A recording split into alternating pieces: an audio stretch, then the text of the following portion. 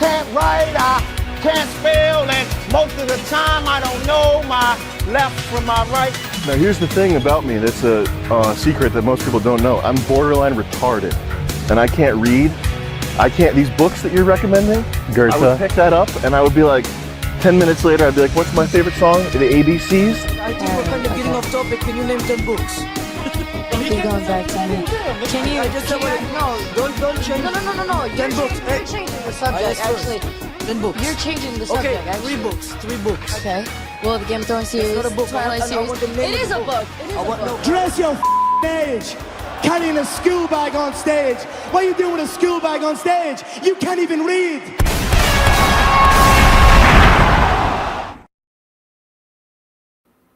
I was working hard on a new intro that we did not get to debut for this one, but I was in the AI mines for like a whole day, making like song parodies and putting in prompts for like a new "Do You Even Read" intro. And I'm going to tell you right now, I came up with some dog shit.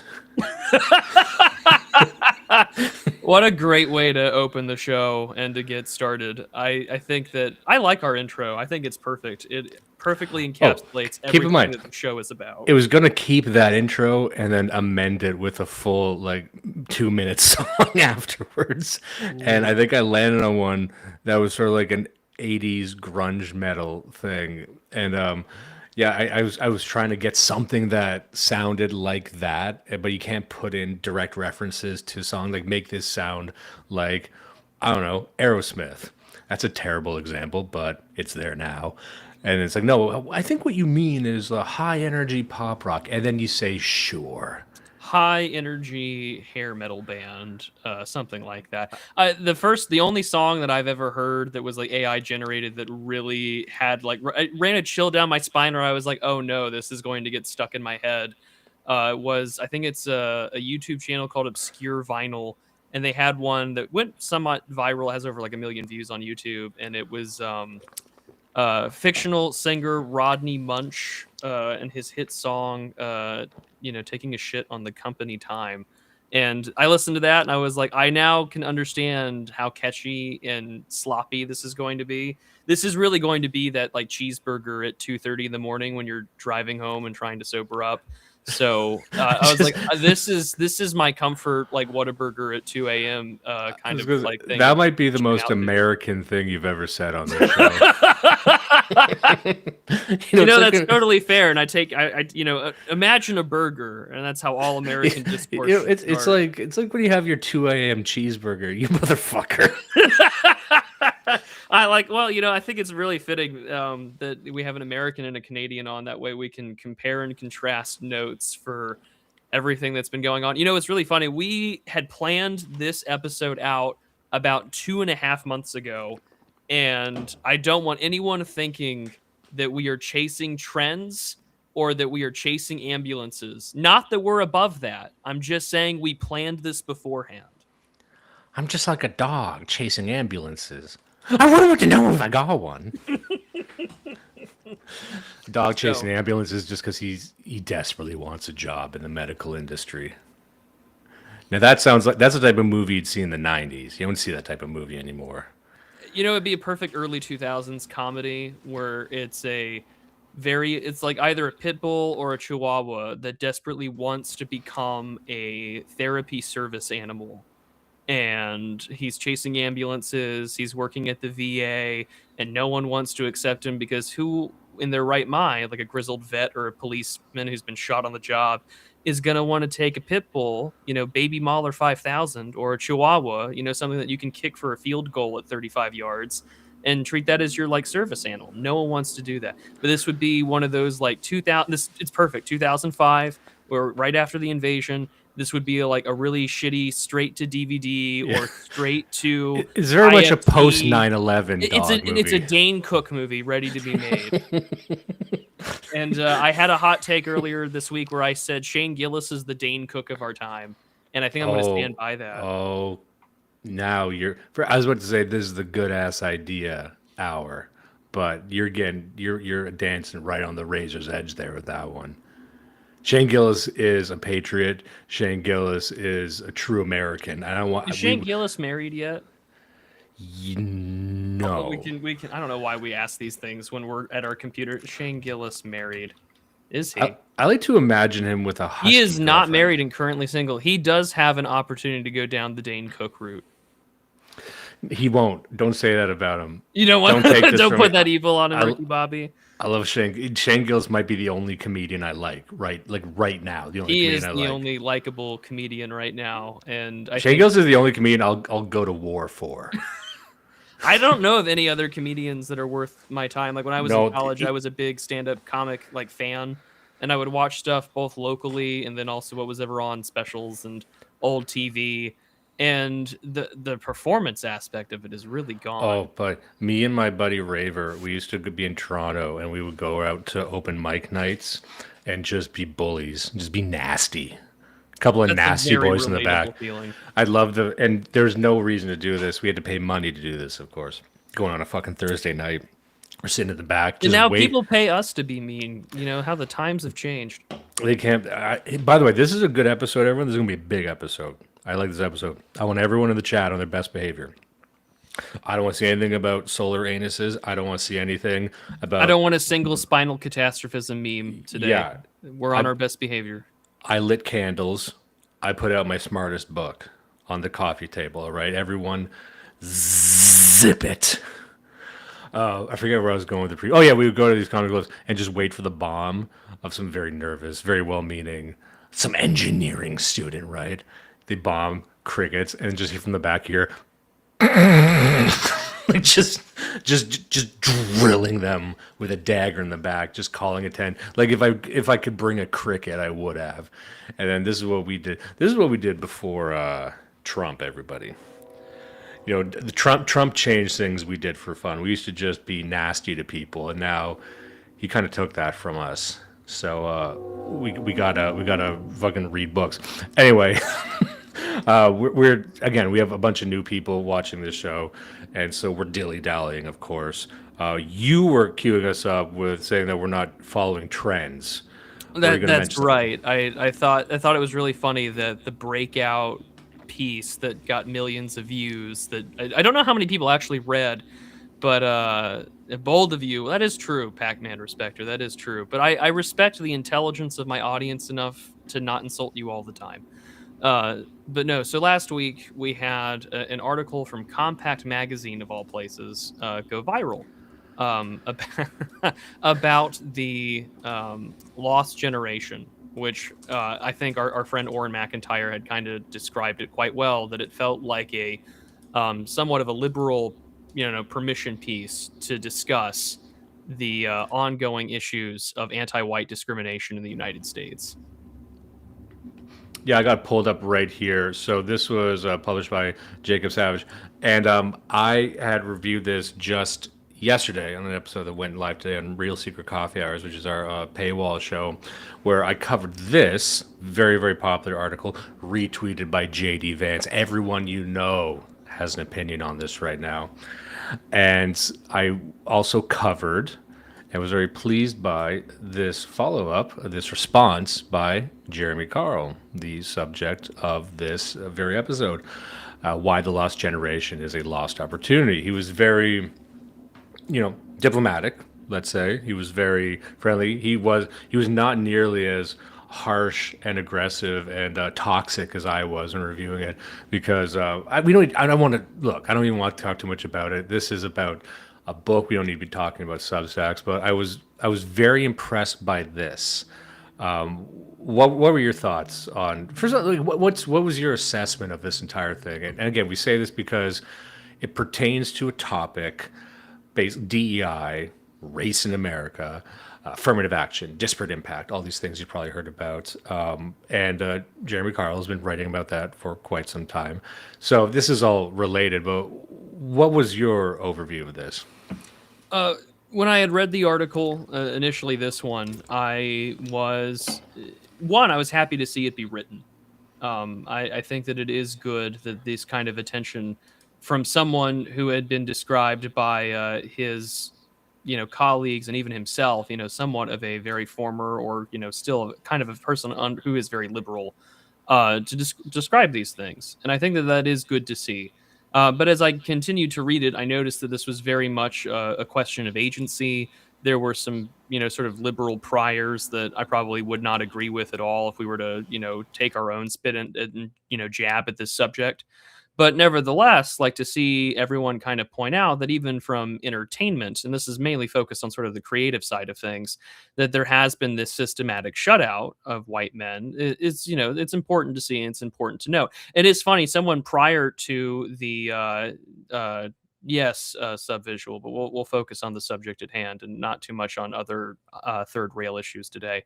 I think that one of the things that is important to point out, at least for this one, is that everyone has kind of used this article more or less as a springboard to highlight that for as long as Mr. Savage has been alive, and I don't know, he's probably a little older than you and I, just talking about the fact that no, this really is the ham-fisted DEI programming has been rooted in from the very beginning.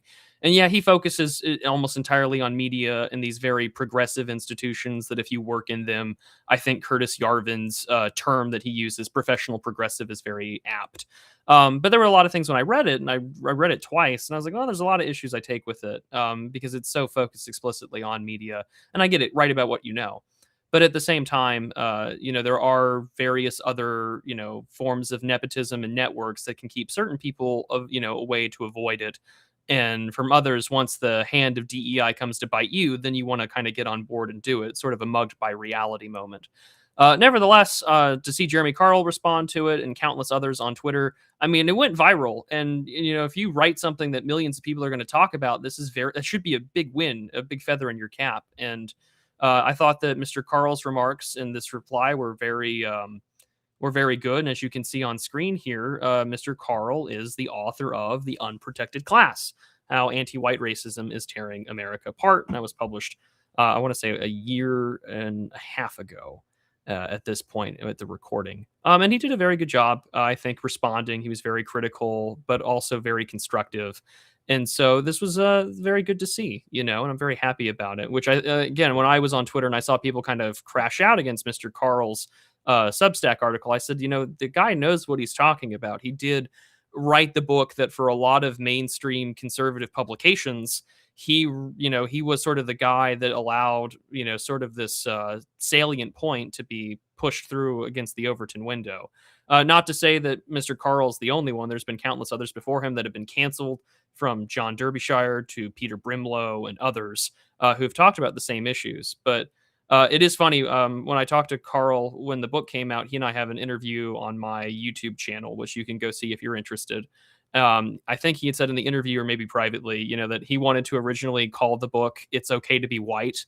But of course, you still have to sell this to publishers and things like that. So nevertheless, I think that this is good to see this discussion come forth, because I think that it's very obvious for people like you and I, Dimes, that to be anti-white is at the bedrock of the intersectional coalition of the left in America. Yeah, a book title like It's Okay to Be White would be pretty incisive. I know why he would pick that. I do think The Unprotected Class works better thematically for what he was trying, for the book he was trying to write, for the argument he was trying to make, because everyone knows what a protected class is, and most people don't consider, well, that would imply that there's an unprotected class. Who is this unprotected class?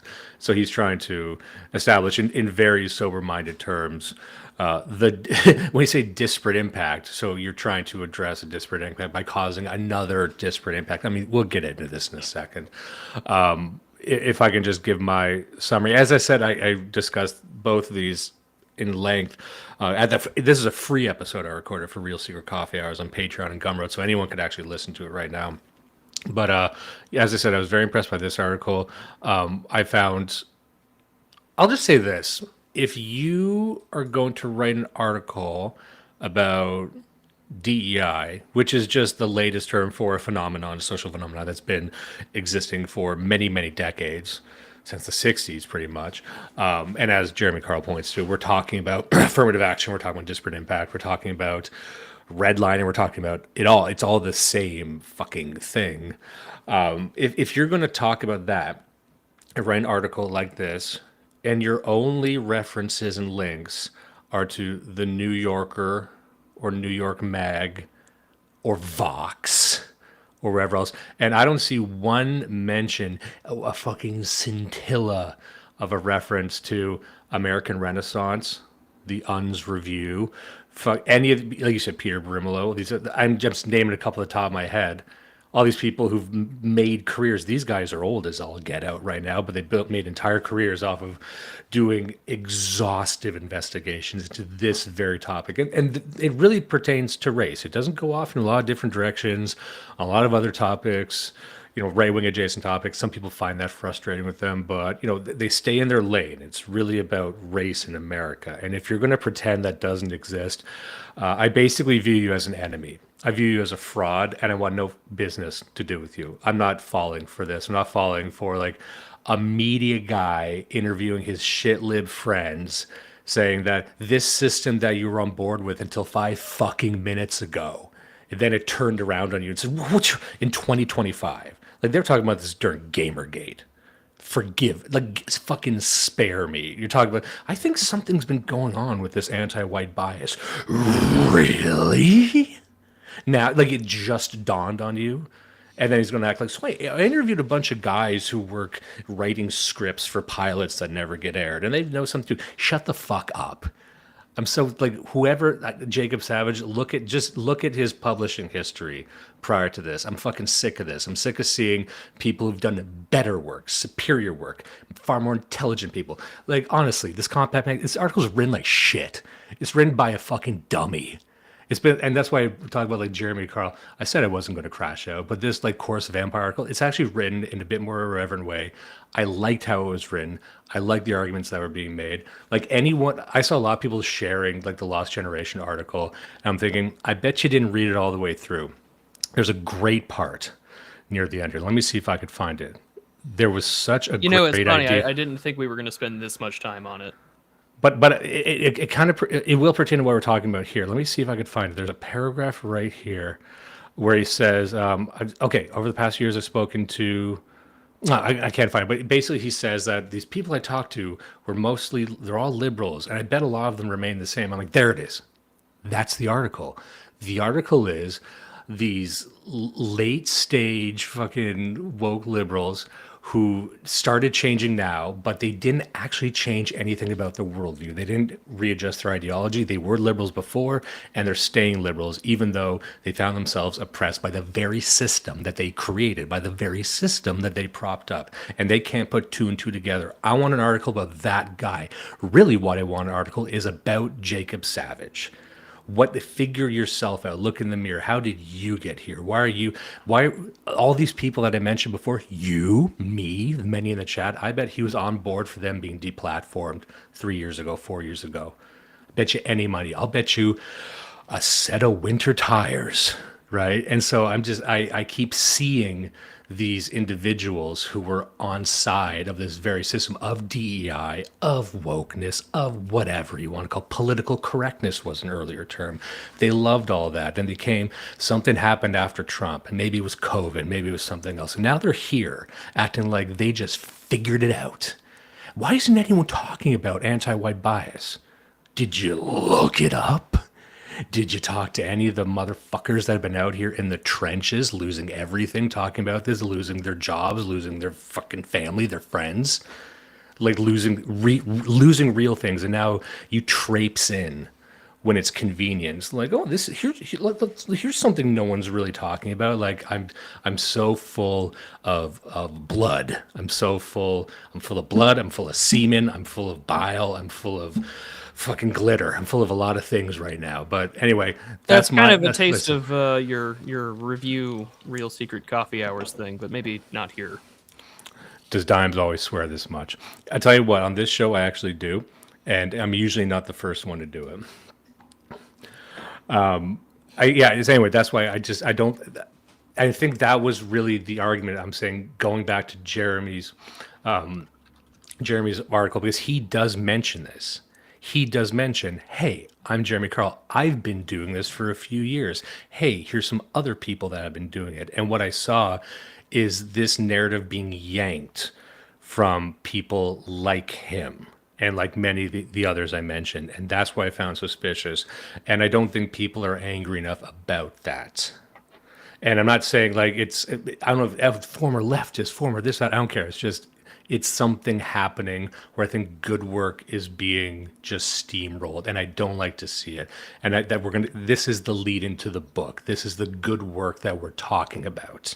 Because as Jeremy Carl will show, the problem goes back much, much further than some woke scolds in a post-Trump America.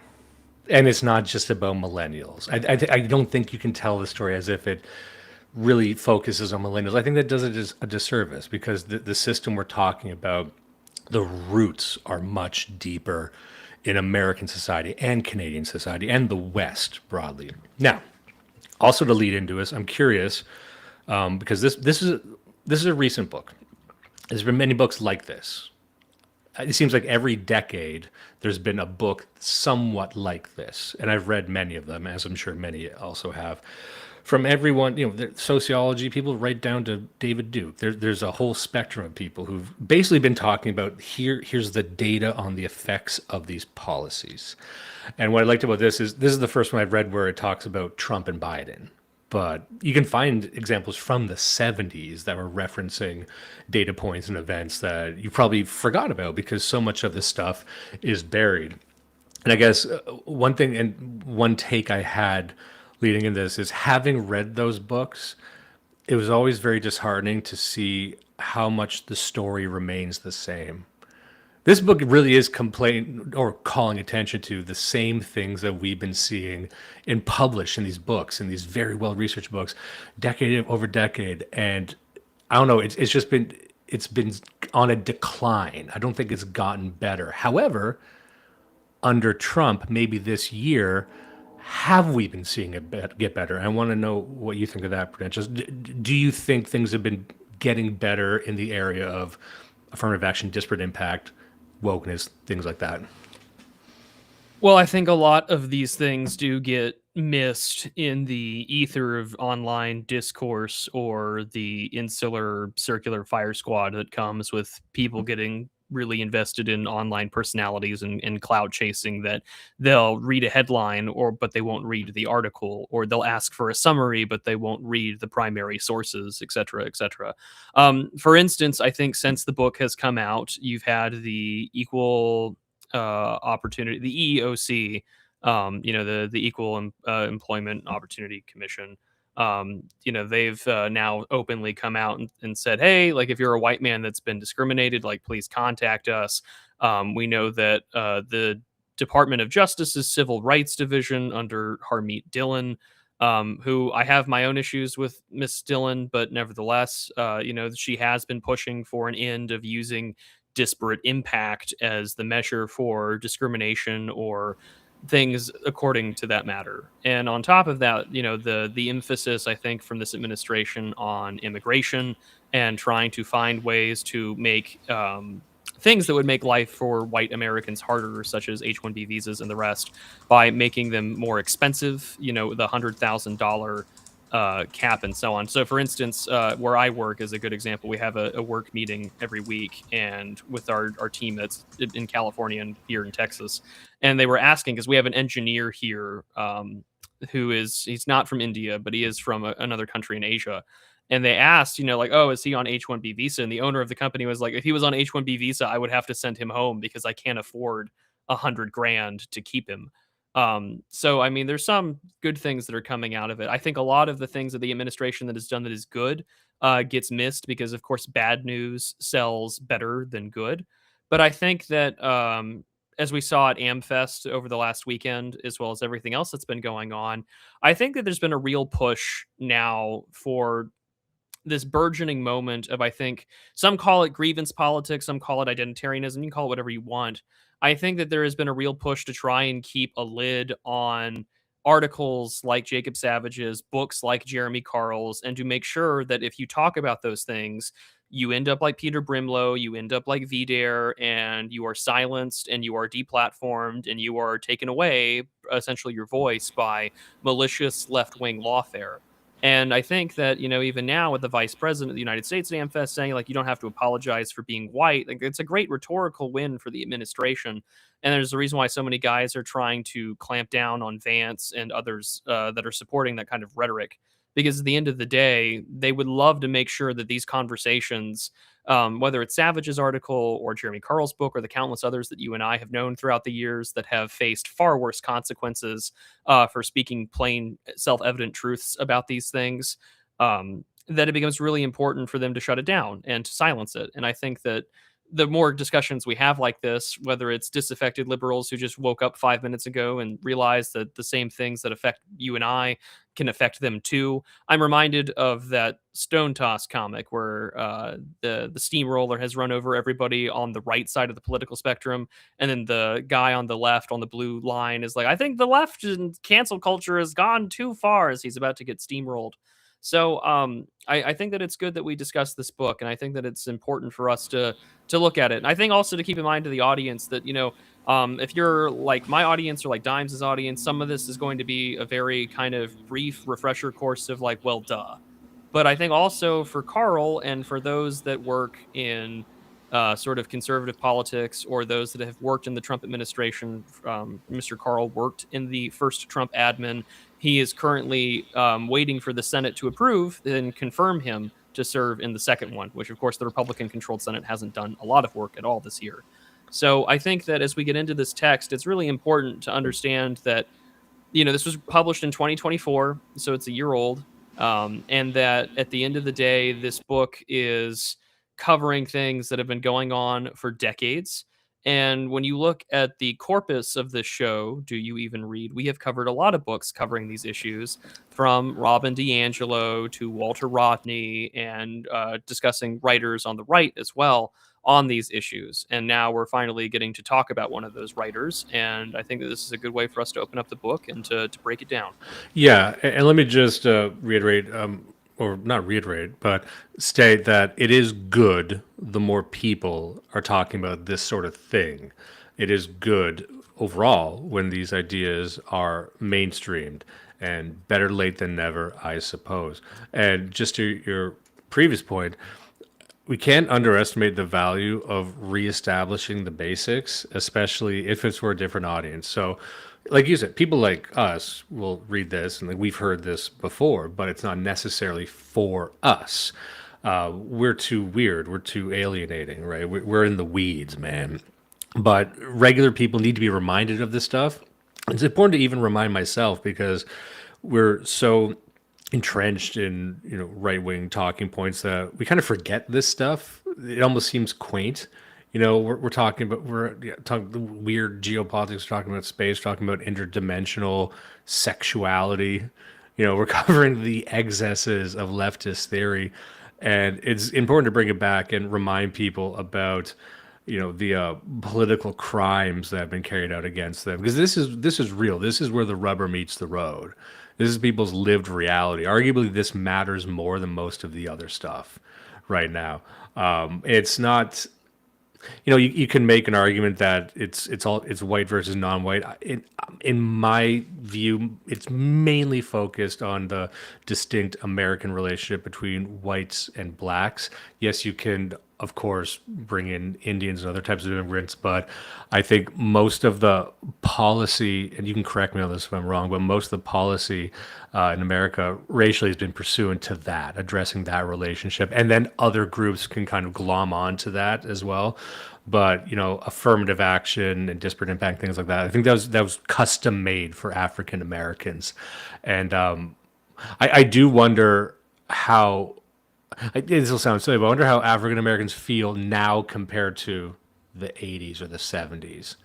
My feeling is the rhetoric has become a lot more extreme from that community, but I don't know, because we were talking about this last episode with how Europe underdeveloped Africa, that it was kind of quaint, I use that word again, the way they were just asking for money.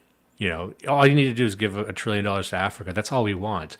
And that was written in the 70s. And now the reparations seem like a compromise. It seems like people are agitating for an open race war. And yes, they were doing that in the 90s as well, but I think that has become more mainstream. The rhetoric about like race war has been so normalized within my adult life. And if you're young now and you're just coming into this society, that you can't remember a time when that wasn't the case, and that's pretty baffling to me. Anyway, I guess we should get to the book now.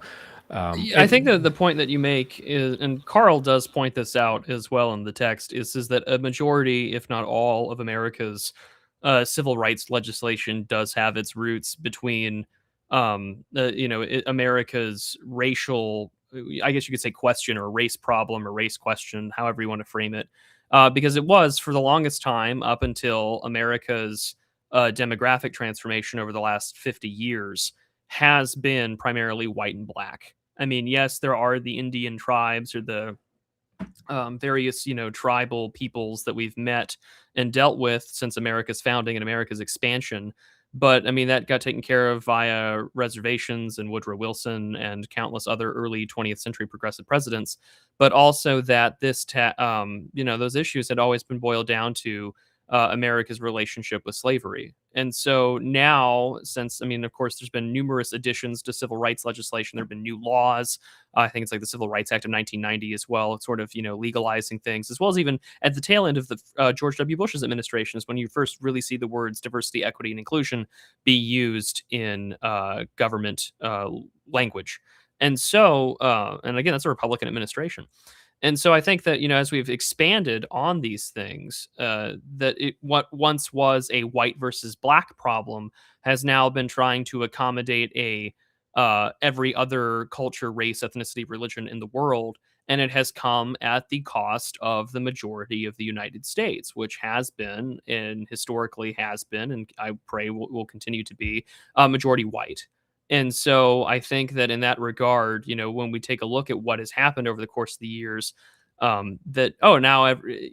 think that for a lot of people, and I've said this about H-1Bs and other times, is that good intentions or political platitudes like free trade or economic growth or equity or equality have been really nice pieces of cheese that you wrap the bitter pill in order for someone to take it.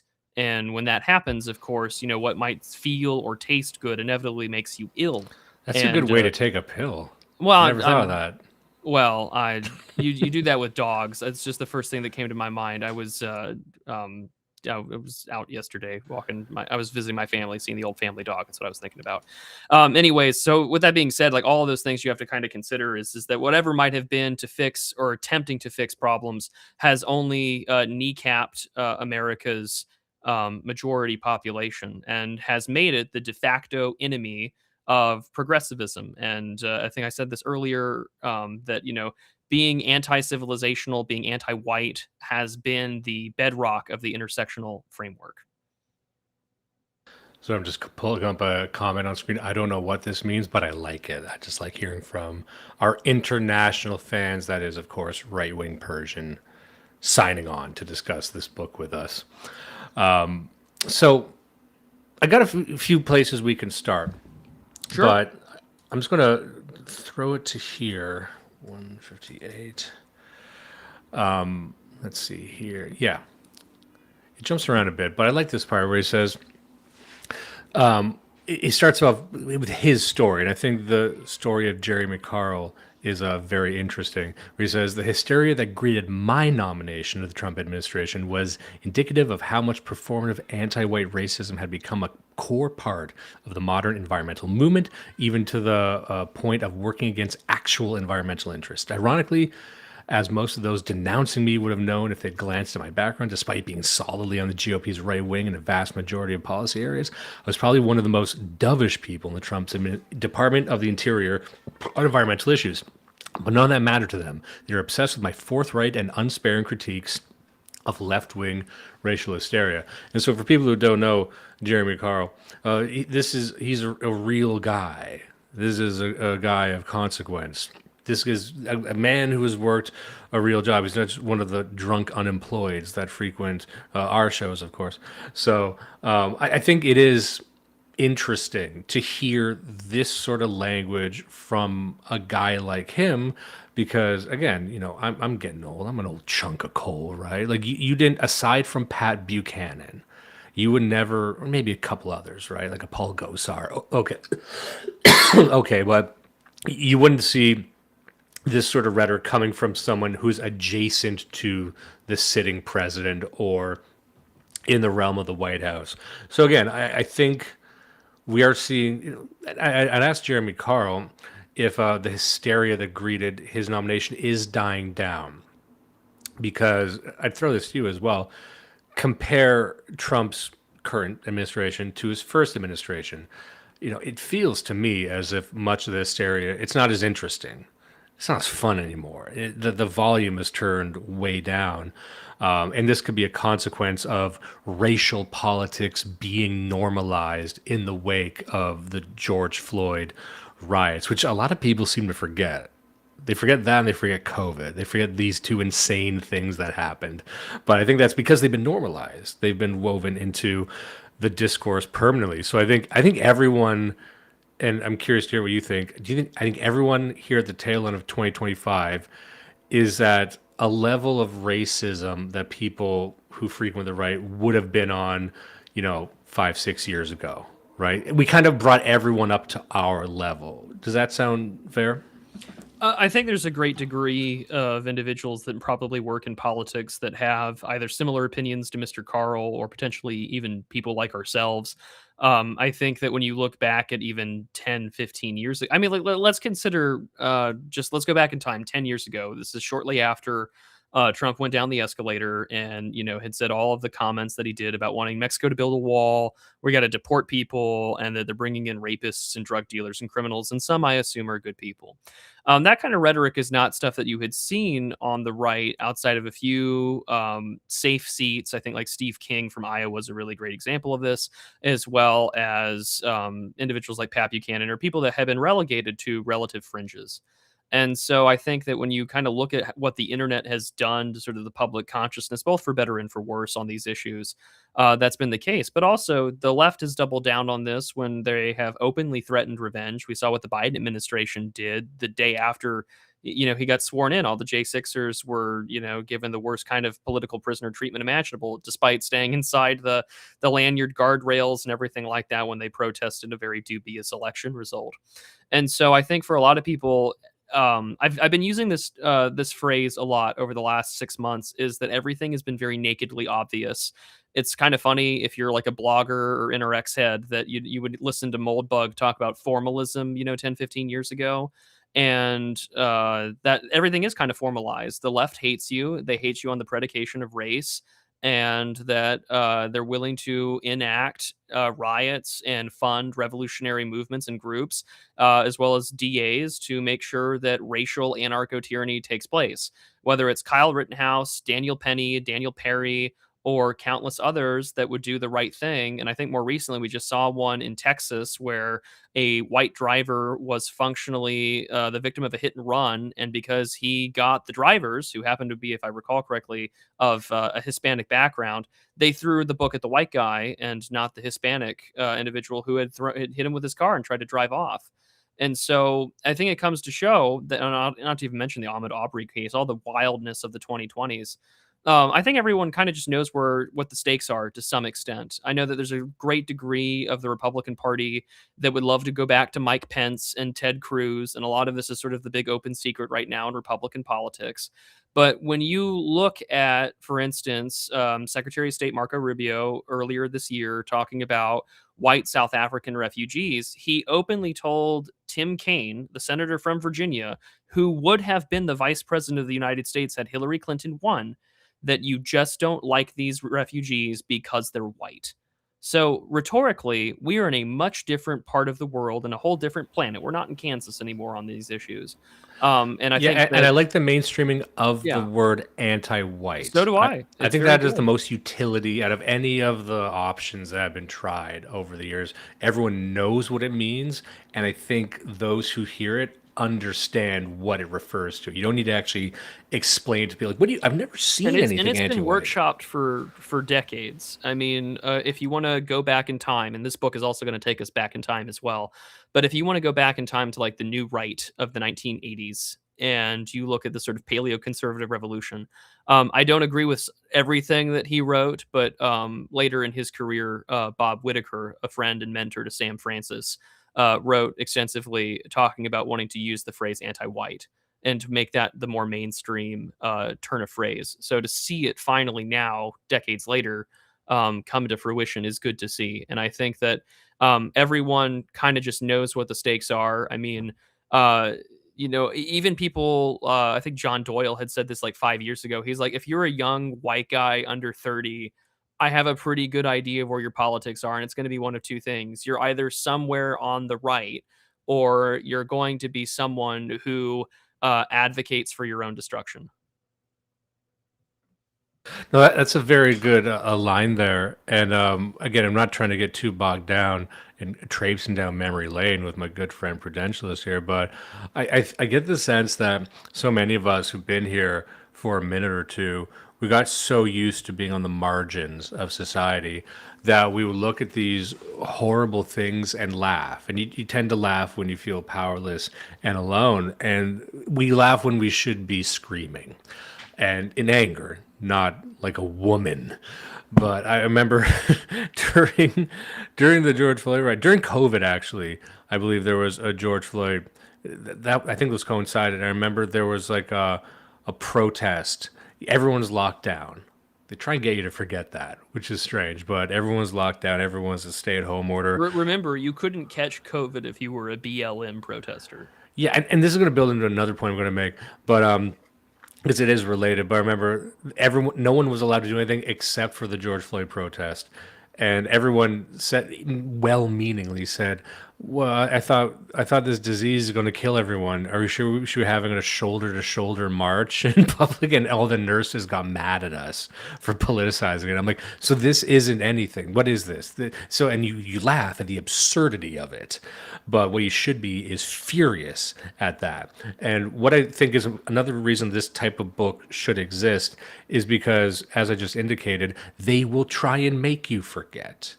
The people who are our opponents, and I'm not going to just single any one group out, but let's just say the advocates of an anti-white narrative, they would want to wallpaper over these things. Like, a lot of people don't know about things like the zebra murders. They don't know about all the targeted killings. Like, you hear about all the targeted killings now.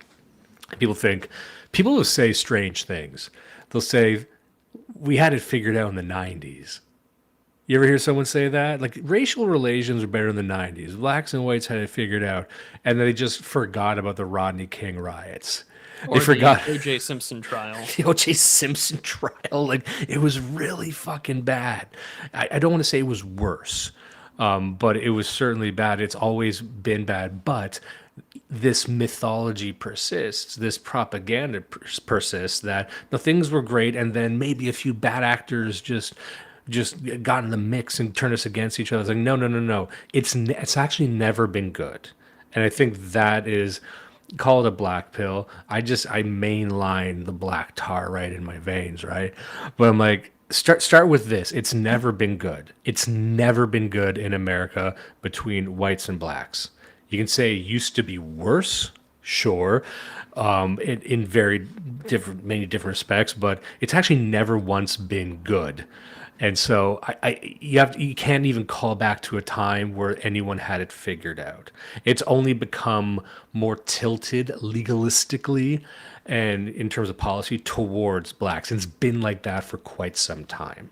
And so, again, I just think that if you're new to this, you might be astounded by it. Maybe many people will be bewildered by it, but for those of us who've been around a while, it's easy for us to get tired of these arguments on the right, because we've heard them before. We almost don't want to hear them anymore. But I think it's important just to refresh this stuff again and again. And he just lays it out right here. Just to get back to the book, he says, In civil rights law, we refer to groups as a protected class if they have legal protection from discrimination, including sex, disability, veteran status, and whatnot. But practically speaking, the most socially important of these protected classes is race. In principle, let me just make sure I have it. Okay, I'll scroll down here. In principle, whites are protected from legal discrimination because of their race, but in practice, they're often an unprotected class, both formally and informally. Louis Farrakhan can declare that white people are potential humans. They haven't evolved yet, and still meet with Barack Obama and share the stage with Bill Clinton. Louis Farrakhan has enjoyed interesting status within right-wing thought. People like him because he's racist. They like him because he's a racial nationalist and he loves his own people. Like, I get that. Okay, but he's also called me like the illegitimate son of an evil alien. Like, he's also said that white people are monsters, like inhuman freaks that should be destroyed. So I'm like, I get taking the bad with the good, but it is kind of wild that that guy gets to meet with Barack Obama. Salon.com can print an article headlined, "White Men Must Be Stopped. The future of mankind depends on it." And again, just remember that they did this. They're going to pretend they didn't do it. They're going to pretend, dredge up the COVID articles, dredge up all this shit because they left it on their site, but they're just trying to bury it because they need the clicks. They need the traffic, right? They want that. This is the same kind of institutions that I think it's the Atlantic that hosted a debate between Mr. Steve Saylor and one of the authors of I think it was Stephen Levitt who wrote Freakonomics. They were arguing over the very hot button issue of abortion and sort of the consequences of that with criminality. And it's a very hot button issue, and it relates to race and human biodiversity and all inheritability, the big third rail of sort of like left wing politics that you're not really supposed to talk. Also on the right for a lot of people. And the Atlantic had famously kept the article up, but deleted the names and references to the people who were debating and just called it authors. And also more recently, we saw after COVID, there was an article written by a woman wanting COVID amnesty over what had taken place. And so I think, again, politics has a weird 4-year amnesiac kind of ability in the world and the United States.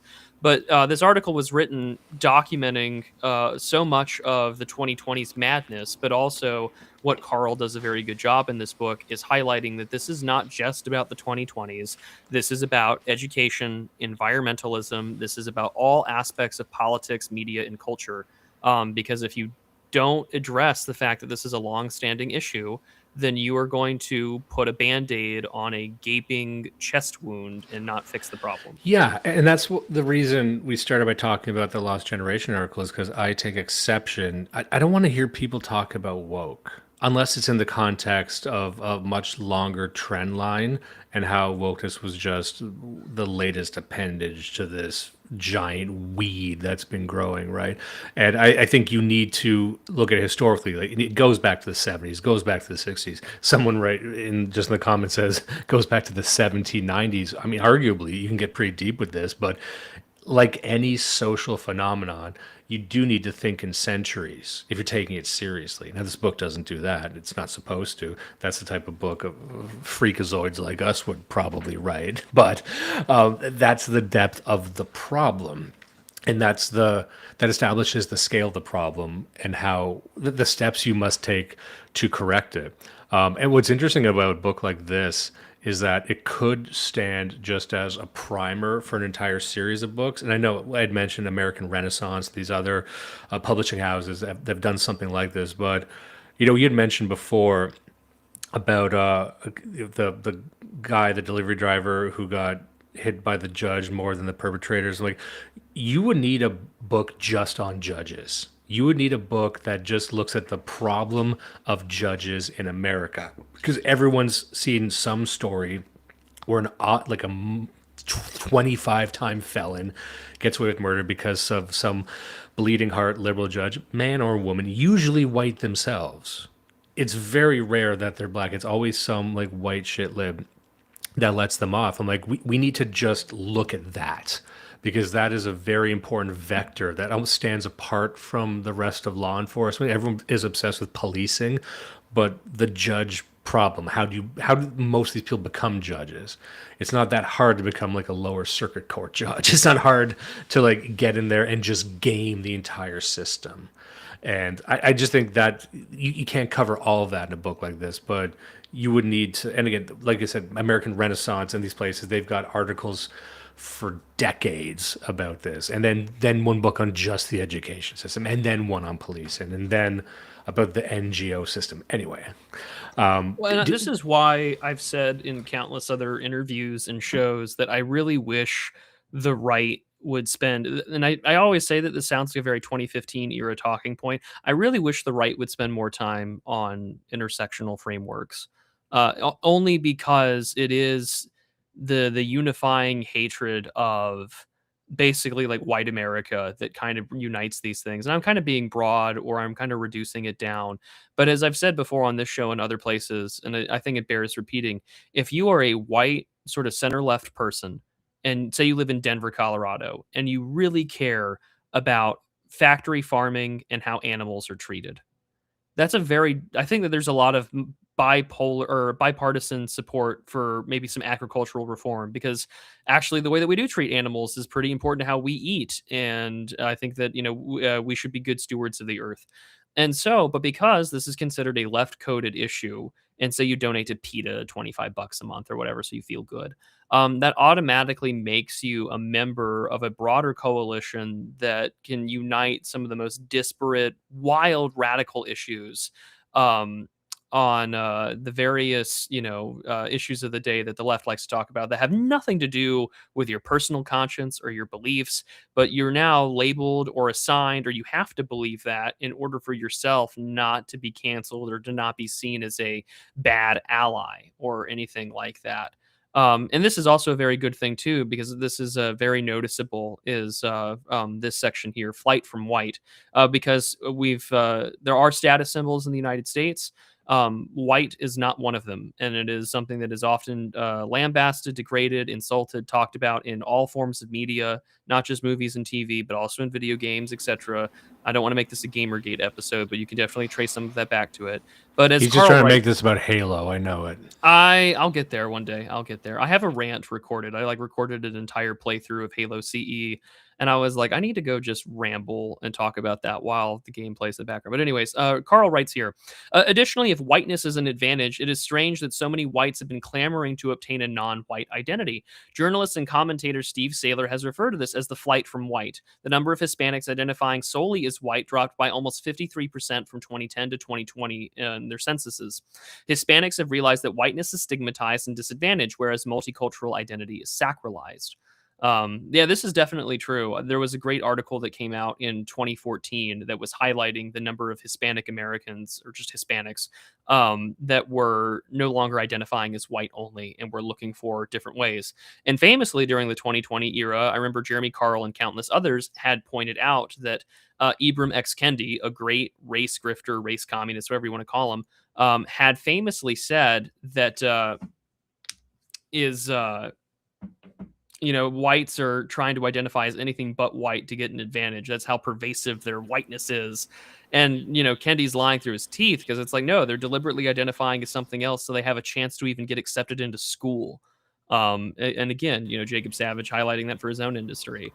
But it just goes to show that what Carl is pointing out, and what others like Saylor, who's also been marginalized for his writings, goes to show that absolutely that we have witnessed over the last several decades a cultural shift from treating white Americans as people to being a safe, acceptable target to lampoon and dehumanize. And when other people who are trying to come into the country or immigrate or whatever see this, then they know that there is no advantage to trying to assimilate or anything like that, because you are rewarded monetarily, culturally. Jay Burden has this really great phrase called social emotional patronage. And you're given all of these, quote unquote, good boy points for being against America and its heritage and its history.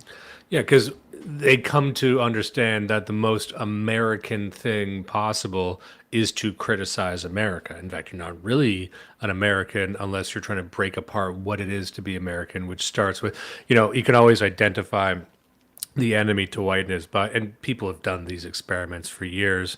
Hasn't led us anywhere, of course, but just showing a picture of a white family, maybe drawing, just have that. That's all it is. And then the response will be, well, what did he mean by this? Whoa, whoa, whoa, whoa, whoa. What are you trying to say with this? The gut reaction, even from people who are not race hustlers like Kendi, is just to feel something inside of them. And this is why, in the definition of propaganda, there's many definitions of propaganda. The one I liked the most was from Jacques Ellul, in his book Propaganda. And he says, the propagandized individual, the propaganda itself sits outside of reason. And you think that effective propaganda is something that just hammers you with rational thought and logic and teaches you a new script. It's not really that at all. It implants something in you where you feel an emotional response to something that you can't even explain. You just know that's not what we do. We don't do that. We don't talk about that. And you don't even think about it. You just know that's the programming. It's based on fear a lot of the time. And so when you see someone just post a white family, or a big white family, you see a photo of like, here's a white family with like 12 kids or something. They're like, they just feel emotionally that something is wrong. And then if they're a new immigrant, they've adopted that as well because they know they have to do that to fit in. They must mirror that sort of not anger or fear. It's just wrong. I need to get away from this or take it apart somehow. That's the lived experience of a lot of people. And that's why it's so hard to engage rationally with them because this thing that they have is not subject to rationality. You can't debate this away. It needs to be propagandized away in a sense that you must normalize something else. And most things in society are like this. Like when it comes to, women and having a family or being a mother or something, so many of them have been propagandized just to not only resent that, but resent anybody that proposes that might be an ideal way to live. But you can't, what are you going to do? Like debate them on the fucking history of it? They don't fucking care, but that's not how you attack that problem. And that's, I think, the root of the problem that we're trying to attack now. Like anti-whiteness is almost like spiritual, and you don't remember when you become anti-white, I don't think. But you must be that to thrive in this system. Would that be a fair assessment, do you think? I think so too. When you consider cultivation theory, right? Like this was the concept that was really spearheaded by um, George Gerbner in the 1970s. That we exposure to media creates sort of this encoding for how the real world looks. And this is why a lot of people call this the peak woke era. And I really don't like that phrase or term at all. But like when we look at the 2020s, the Biden administration or the woke era period, which I think we're still very much in, is that a lot of Americans would overestimate how many blacks are in the country in terms of percentage of the population. And they would assume that 1 in 5 Americans were some kind of LGBT plus identifier. And a lot of that has to do with our exposure in media, especially for young people, and social contagions come from that. This is where you have encoding, inference, retrieval, and construction. And this is the psychological understanding of cultivation theory, wherein encoding of media and ideas, memetics, right? To go back to a previous book we've covered, those memes are encoded into TV, radio, streaming services, video games, etc. And those are now a facsimile of real world representations of the facts, attitudes, experiences, communication. And then that becomes the way in which people perceive and understand the world around them. And then we retrieve that information and we assume that that's how the world works. And so people create then this sort of heuristic model about how the world of America actually is. And it is this awful, cruel, evil, racist place, when most of the time that's really not the case at all. If anything, it's the exact opposite. A very good example, for instance, would be Law and Order, right? Law and Order SVU, or Law and Order in general, the entire sort of Law and Order cinematic universe on TV. Most of the criminals in Law and Order that get arrested are going to be white. which does not really reflect the statistical accuracy of even when they're doing a crime in New drive-by on York. a bike, that that white crime. Yeah, so all this to be said is that it highlights that there is not just the legal framework, which we're about to get into here in Carl's book, but also that this is a cultural and spiritual problem as well. There are black churches that did an absolute insult to the sacrament of the Eucharist by basically having Arizona iced tea and Skittles as a form of communion to commemorate Trayvon Martin.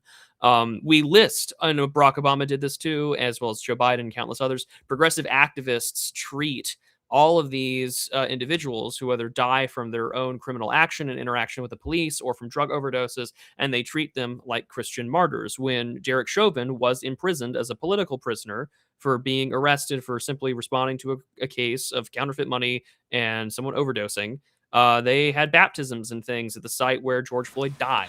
Again, And so- don't forget that, people. I was looking up. It's hard to find those images. I was looking for one the other day. I'm like, I swear to God, I saw an image of a white woman kneeling at a mural of George Floyd as if he were a saint, and there's a shrine set up around there. And it took me a lot of digging in very specific search terms to find that one. Yeah, there were June 9th, 2020, Fox News had pointed it out that numerous daily services at the site of George Floyd's death, and that there were baptisms that took place in May, as well as when Chauvin was found guilty. So yeah, it's a cultural thing too, but also to look at it here, it's very funny that we've talked about these things, or even when a white gentleman was stabbed. And he said the that word that gets people to get really angry. He said the N word after he got stabbed, and the jury, of course, a jury of his peers, I'm sure, let the black man who stabbed this guy off because of the invocation of that word. There are blasphemy laws in America, which is so outrageous because if there is a time to say it, that would be the time. That would be like if there's one time when you're allowed to say the N-word, it's when you're stabbed by one. Because if not that, then what are we doing here? What is society, right? Well, it just goes to highlight, again, we talked about, what if we went back to the 90s? And this is sort of, again, O.J. Simpson effectively ran the great campaign on race, lest we forget the invocation of the N-word at his trial. So I think that those are, that too. Or lest the book opens up. Jeremy Carl's book literally opens up. I'm going to just read the first few sections. You can keep it on this page. We don't really need to point it out, but I'm just going to read like the first paragraph here because it's really important for us to consider at the introduction. Minneapolis Mayor Jacob Frey knelt before George Floyd's 24-karat gold-plated casket and wept. His body heaved as though he were mourning the loss of his own son. A week earlier, Floyd, a small to medium-time career criminal who had once held a gun to the belly of a woman in front of her toddler during a home invasion, had died in the course of an arrest. Floyd was high on methamphetamine at the time and had 3 to 4 times of what could be the lethal dose of fentanyl in his system. Now the well-known events that led to Floyd's death began when Floyd was accused by a local store owner of passing a counterfeit bill. The police were called, and among those who responded was Derek Chauvin, a white officer. Floyd, who was African-American, would soon utter his soon-to-be-famous comment, "I can't breathe," numerous times before the police even touched him. Difficulty breathing is a common side effect of fentanyl intoxication. After Floyd resisted arrest, Chauvin knelt on his neck for an extended period. A jury would then determine amid a politically tense trial that this caused Floyd's death, leading to a conviction of Chauvin on account of second-degree murder. And keep in mind that this trial took place during the most destructive riots in American history. 20 people were killed, 17,000 arrests, and billions of dollars in damages that left a lot of small towns and a lot of main streets irreparably changed for the worse. So I say all this because this book, of course, is published in the midst and the aftermath of the 2020s. But let's go into the civil rights regime because let me just say, I know Jeremy Carl would never do this because he's a serious man.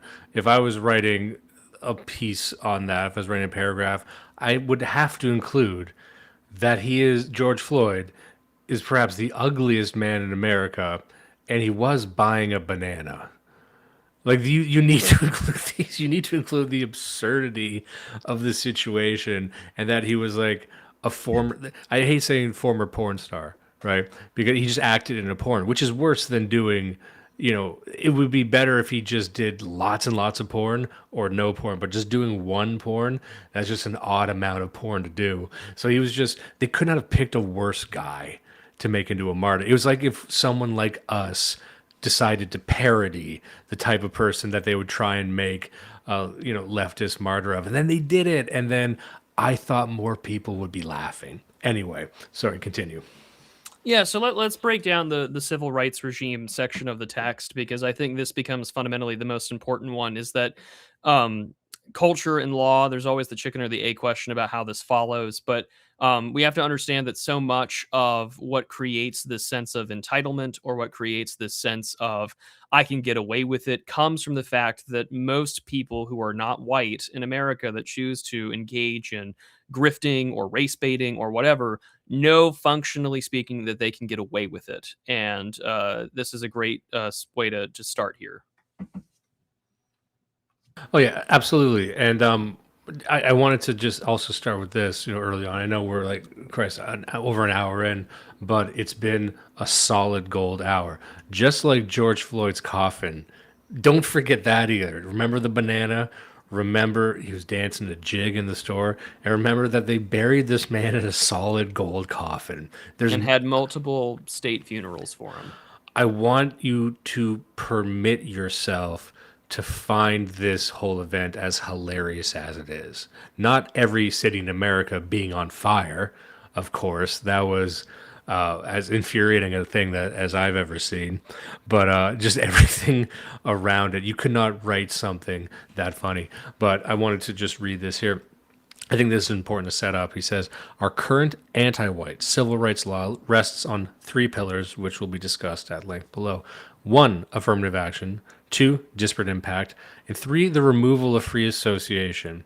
Now, only one of these was really championed by conservatives of the past, and I would say libertarians, and that's the third one, the removal of free association.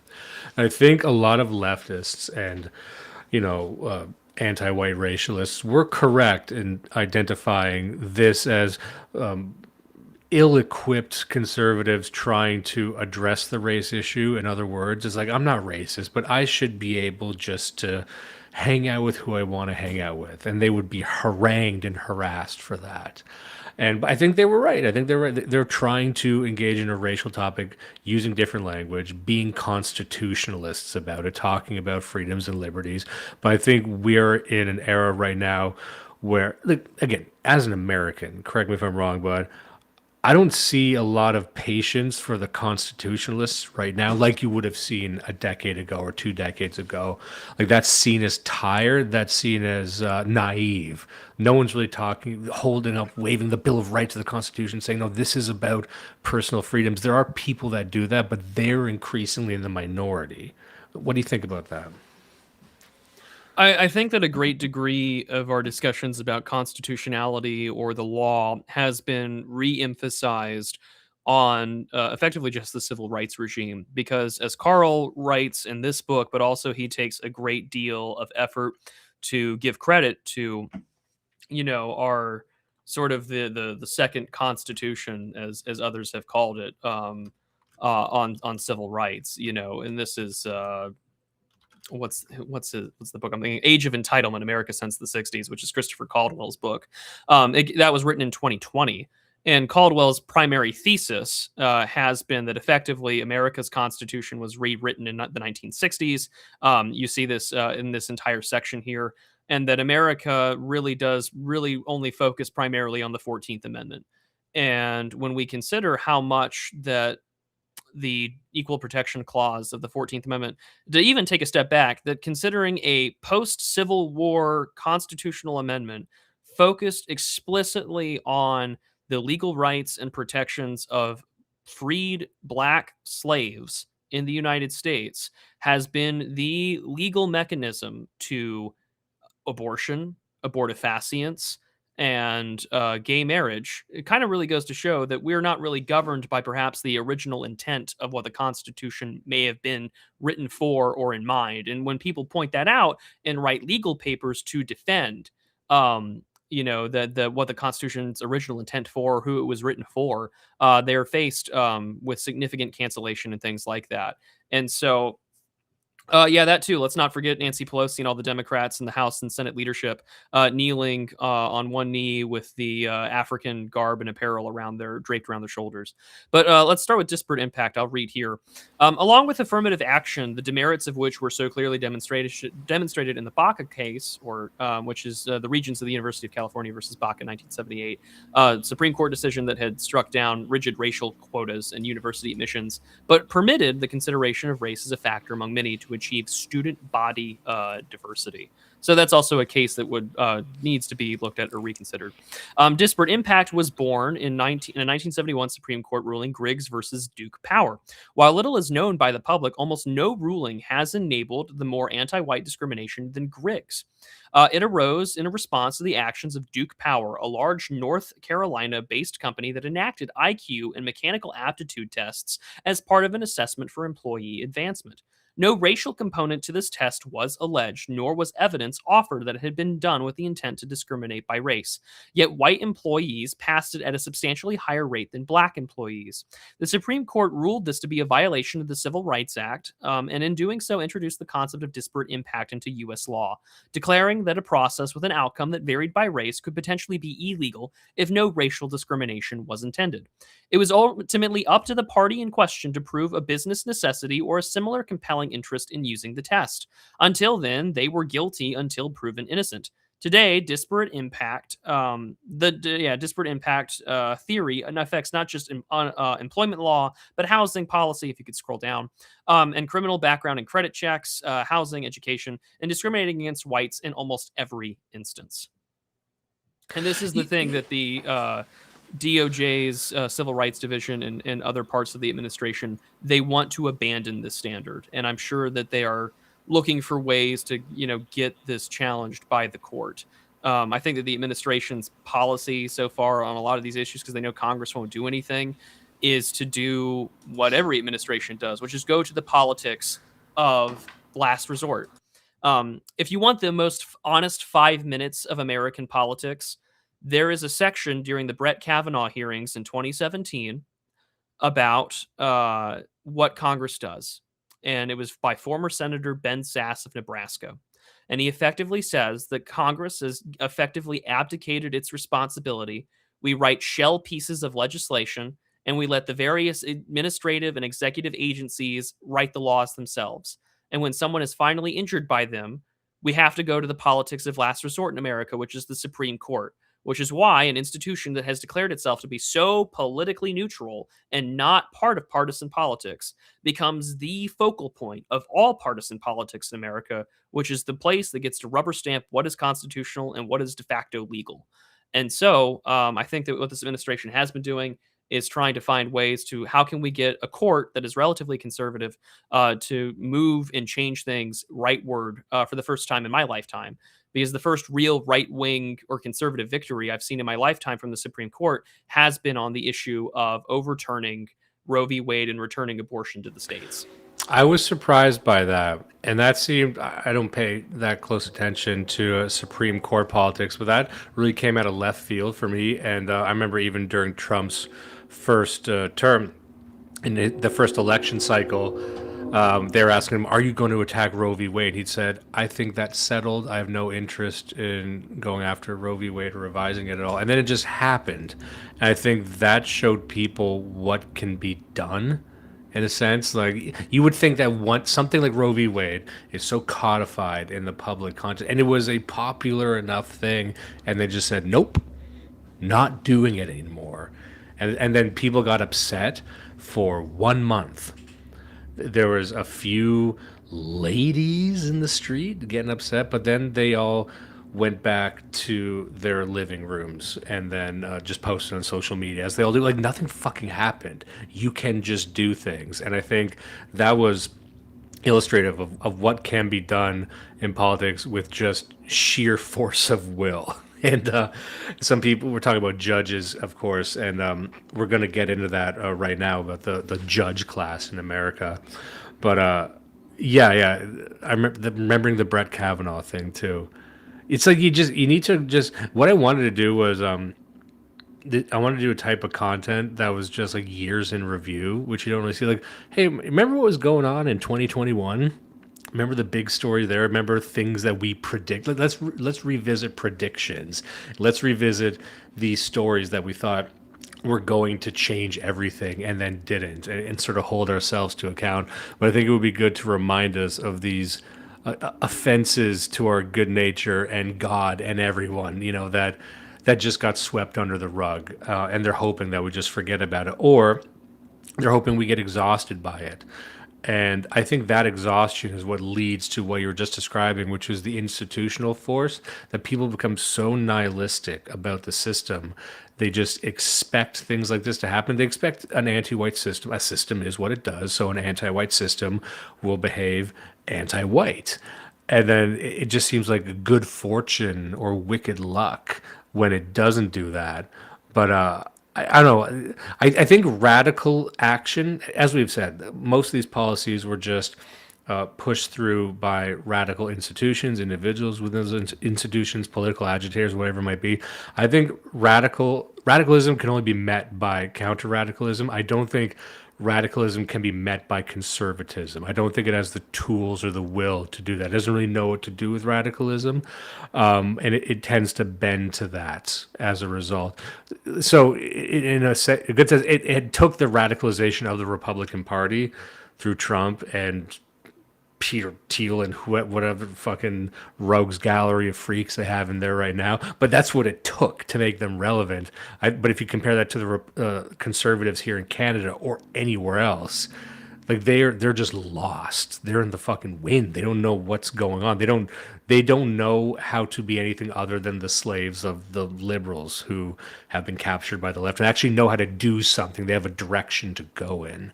And again, you're the American here. Does that sound like a fair assessment? Well, I think you have to witness, and Ryan Turnipseed and I covered this right before, or right after the administration was inaugurated and sworn into office, was that with every election in America where the right or the Republicans win, there's always that big civil war for who gets jobs and which ideological direction are we going in. And I will say that the Trump administration, Trump 2.0, is really what I wish Trump 1 was about, in terms of staffing, in terms of the direction that they've been going in. And so I think that what we've got going here is that there is a faction that wants to take the direction that Trump is going, and sort of this, Pat Buchanan-esque sort of torch, and carry it forward. It is far more skeptical of free trade. It is far more immigration restrictionist, and those are all good things in my opinion, obviously. But also at the same time, as we've witnessed with this ongoing sort of what people call like the Republican or MAGA civil war, we've witnessed that, a lot of people who left Heritage because Kevin Roberts wanted to stand by Tucker Carlson in the midst of all the media stuff, that they're all working with Mike Pence now. And he has his own group advancing American freedom. And so I think that, we're witnessing a battle play out. I hope that the more immigration restrictionist, the people who say that it is okay to be white can go forward with this and win. But what I've witnessed, unfortunately, with this kind of rhetoric in America is that because America is its greatest export is culture and media, that a lot of conservative groups in other countries like Canada, and there is a Turning Point UK, and the Turning Point UK founder, I think, is married to Candace Owens, which makes this an even weirder relationship. But neither here nor there. So that's the one. That's so funny. It's interesting to say. She married a British white too. Yes, who's got a lot, whose father was in the House of Lords and has money, but that's a discussion for another time. Okay, look, let me say, if I'm a black woman, that's I don't think you get much like that's you. She thinks she's going into Downton Abbey. Not my place to say. So I don't know what they do and things like more. Well, I mean, it's Candace Owens, so it's got to be more. And by the way, this is not Digital Archipelago. We will not speculate on what they do. No. But I mean, it's not going to be Downton Abbey. It's Candace Owens, so it has to be Bridgerton. But to carry on here, nice. But I mean, a lot of conservative groups in Britain and Canada, they try to mimic Trump, or they try to mimic Turning Point, which, I mean, I don't think that those are effective models in not like you don't have the American political system. So I think they're really bad models to emulate. And I think it dilutes the cultural heritage of, Canadian nationalism or Canadian and English politics. Bruh, they're engineering British fans. Oh no. So carrying onto the book here, we have to consider, of course, compliant little judges. That's the big thing that this administration, of course, has been facing, has been even small judges, federal judges out in the middle of nowhere are basically trying to overrule the president's actions and force things to go to the Supreme Court. So, for instance, to enforce the civil rights regime's rules against white Americans, one needs compliant judges. Little wonder then that President Biden's remaking of the judicial branch has been one of the starkest examples of anti-white racism in recent policymaking. The corruption is so powerful because the judiciary increasingly acts like a super legislature, and left-wing judges are entirely unmoored from the Constitution. Congress is never going to impeach a judge, despite the fact that that is the legal way that you impeach them. Congress. Now, why is that? And you're sorry to interrupt you, but you have a much better read on American politics. What is that? Is there any precedent for that at all? I mean, judges have been impeached before, yes, but the last federal judge to be impeached, hell, I mean, that's a really good. Was 2010. And that was because it was for bribery and false statements. It was Judge Porteous Jr., district judge in Louisiana, in March of 2010. It has been 15 years since we've had a judge impeached. And America was, I mean, polarized back then. Let's not forget, someone yelling at Barack Obama for very much saying, "You lie," very loudly. And of course, now, even the Republicans are going to vote to obviously impeach a lot of judges, because most of the Republican Party in a lot of parts of the country would be very happy to see Trump go. And this is the one hand behind the back kind of battle that this administration is wielding. But it's very funny. Over the last year since Trump took office, there's been a very popular meme. It's kind of, you can say it's tongue in cheek. Some people just say it's casual racism or whatever, but it has been the Star Wars name. Very obvious foreign, non-American, non-European individuals either lecturing you on what American identity is or trying to be in a place of the judiciary as to what what it means to be constitutional. So if you scroll further down, you will see here that he highlights the judges that Biden had appointed, and I'm going to look up because he's got a table here, I think, for it. Let's see here. I'm trying to find it. But he's talking about the number of judges that have been appointed by the administration that basically get to do whatever they want. Oh yeah, so here it is. It's literally on the next page. So for instance, yet of the 90, I think it's page 48 on the PDF, 25 on the book. If you can go there real quick for the screen, because I think this is a really important thing to consider here. I'm going to read it while you pull it up. So, yet of the 97 federal judges Biden approved during the first 2 years of his term, just 5 of them were white men. A group, in addition to scoring highly, makes up 50% of the total attorneys in the United States, while 22 were black women. So roughly 23% of Biden's judges were coming from a group that generously might have a 0.5% of highly qualified candidates for that position.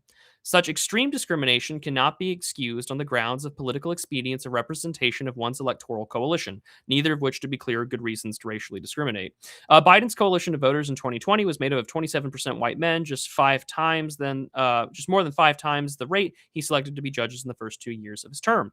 Even white women who fared, quote unquote, better comprised 29% of Biden's voters, but just 23% of his judges. And 11% of federal judges are African American, a staggering number representing just 4.5% of the legal profession, suggesting blacks are 2.5 times overrepresented among judges compared to the representation as lawyers, and that's not even taking into account judge quality and legal achievements. President Trump, by contrast, had a percentage of minority judges that were almost identical to the percentage of minority voters in his electoral coalition. And this isn't even to discuss the question about immigrant-born judges or foreign-born individuals appointed in the Biden administration or work in the civil service. So effectively, Biden had worked quite clearly to enshrine and entrench a racial favorite quota system or a racial patronage system, which the left is way better at than the right up until I can't even say recently, but I mean, rhetorically, yes, this administration is actually kind of catering to its base, which is white people, specifically white men, whereas the left has been very good at this for as long as I've been alive, probably longer than Dimes and I have been alive put together. But it goes to show that I think it's been since Richard Nixon that Democrats have not won white men or whites as a majority of their voter base since the 1960s. And while the Great Replacement had been mainstreamed by individuals who are champions of the Great Replacement, like Vivek Ramaswamy on the debate stage in the 2024 Isn't he Republican fun?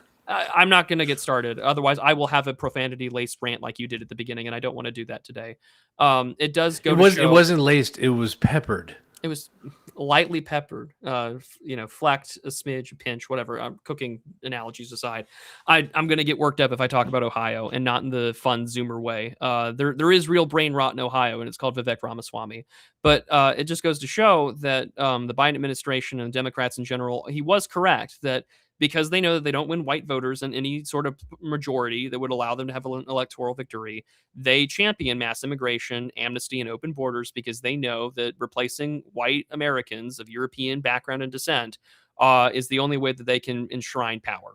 And this is why deportation has been the number one issue, because Biden opened the floodgates to an untold tens of millions of people to flood in here. And that really didn't become part of the discourse until Trump. I think some people like on our side were talking about the increase in immigration under Biden, but you didn't realize what a radical increase it was until it started to drop off.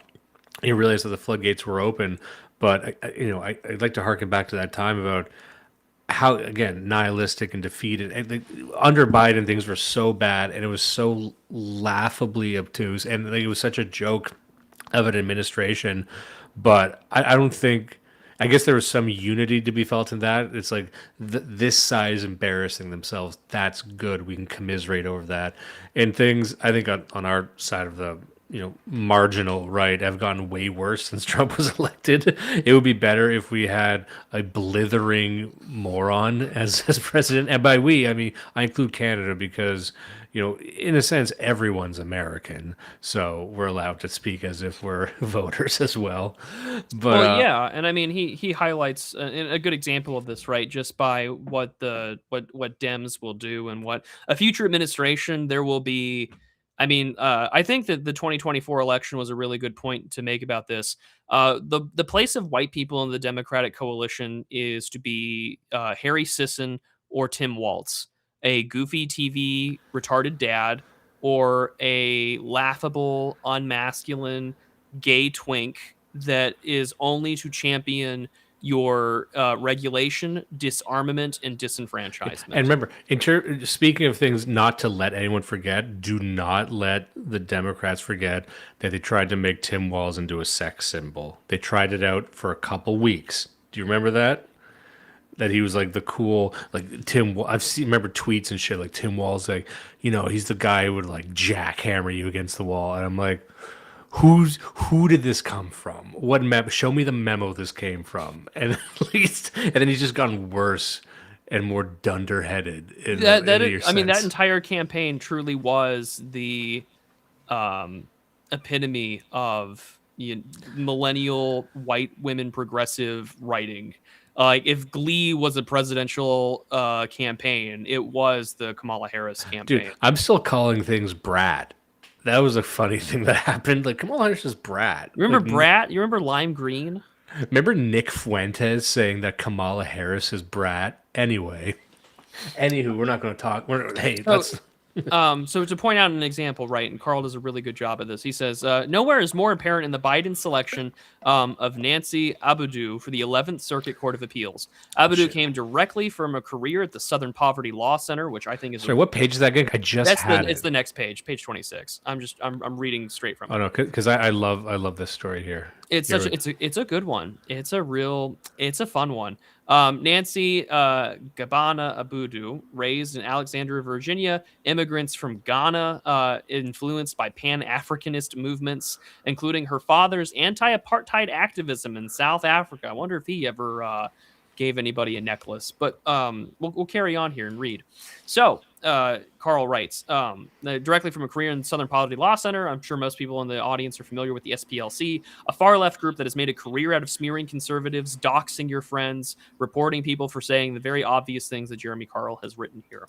And so he says, who will not toe the leftist line on racial matters. Not for nothing, the National Review did refer to Abdu as a concession to the far left. More than 50 prominent individuals and groups signed a letter opposing her nomination, arguing that Abdu works for a disreputable organization that has no business being a feeder for positions to any judicial office, not even a traffic court, let alone the second highest court system in the United States. She's a political activist, not a jurist, and is unfit to serve at the federal appellate level.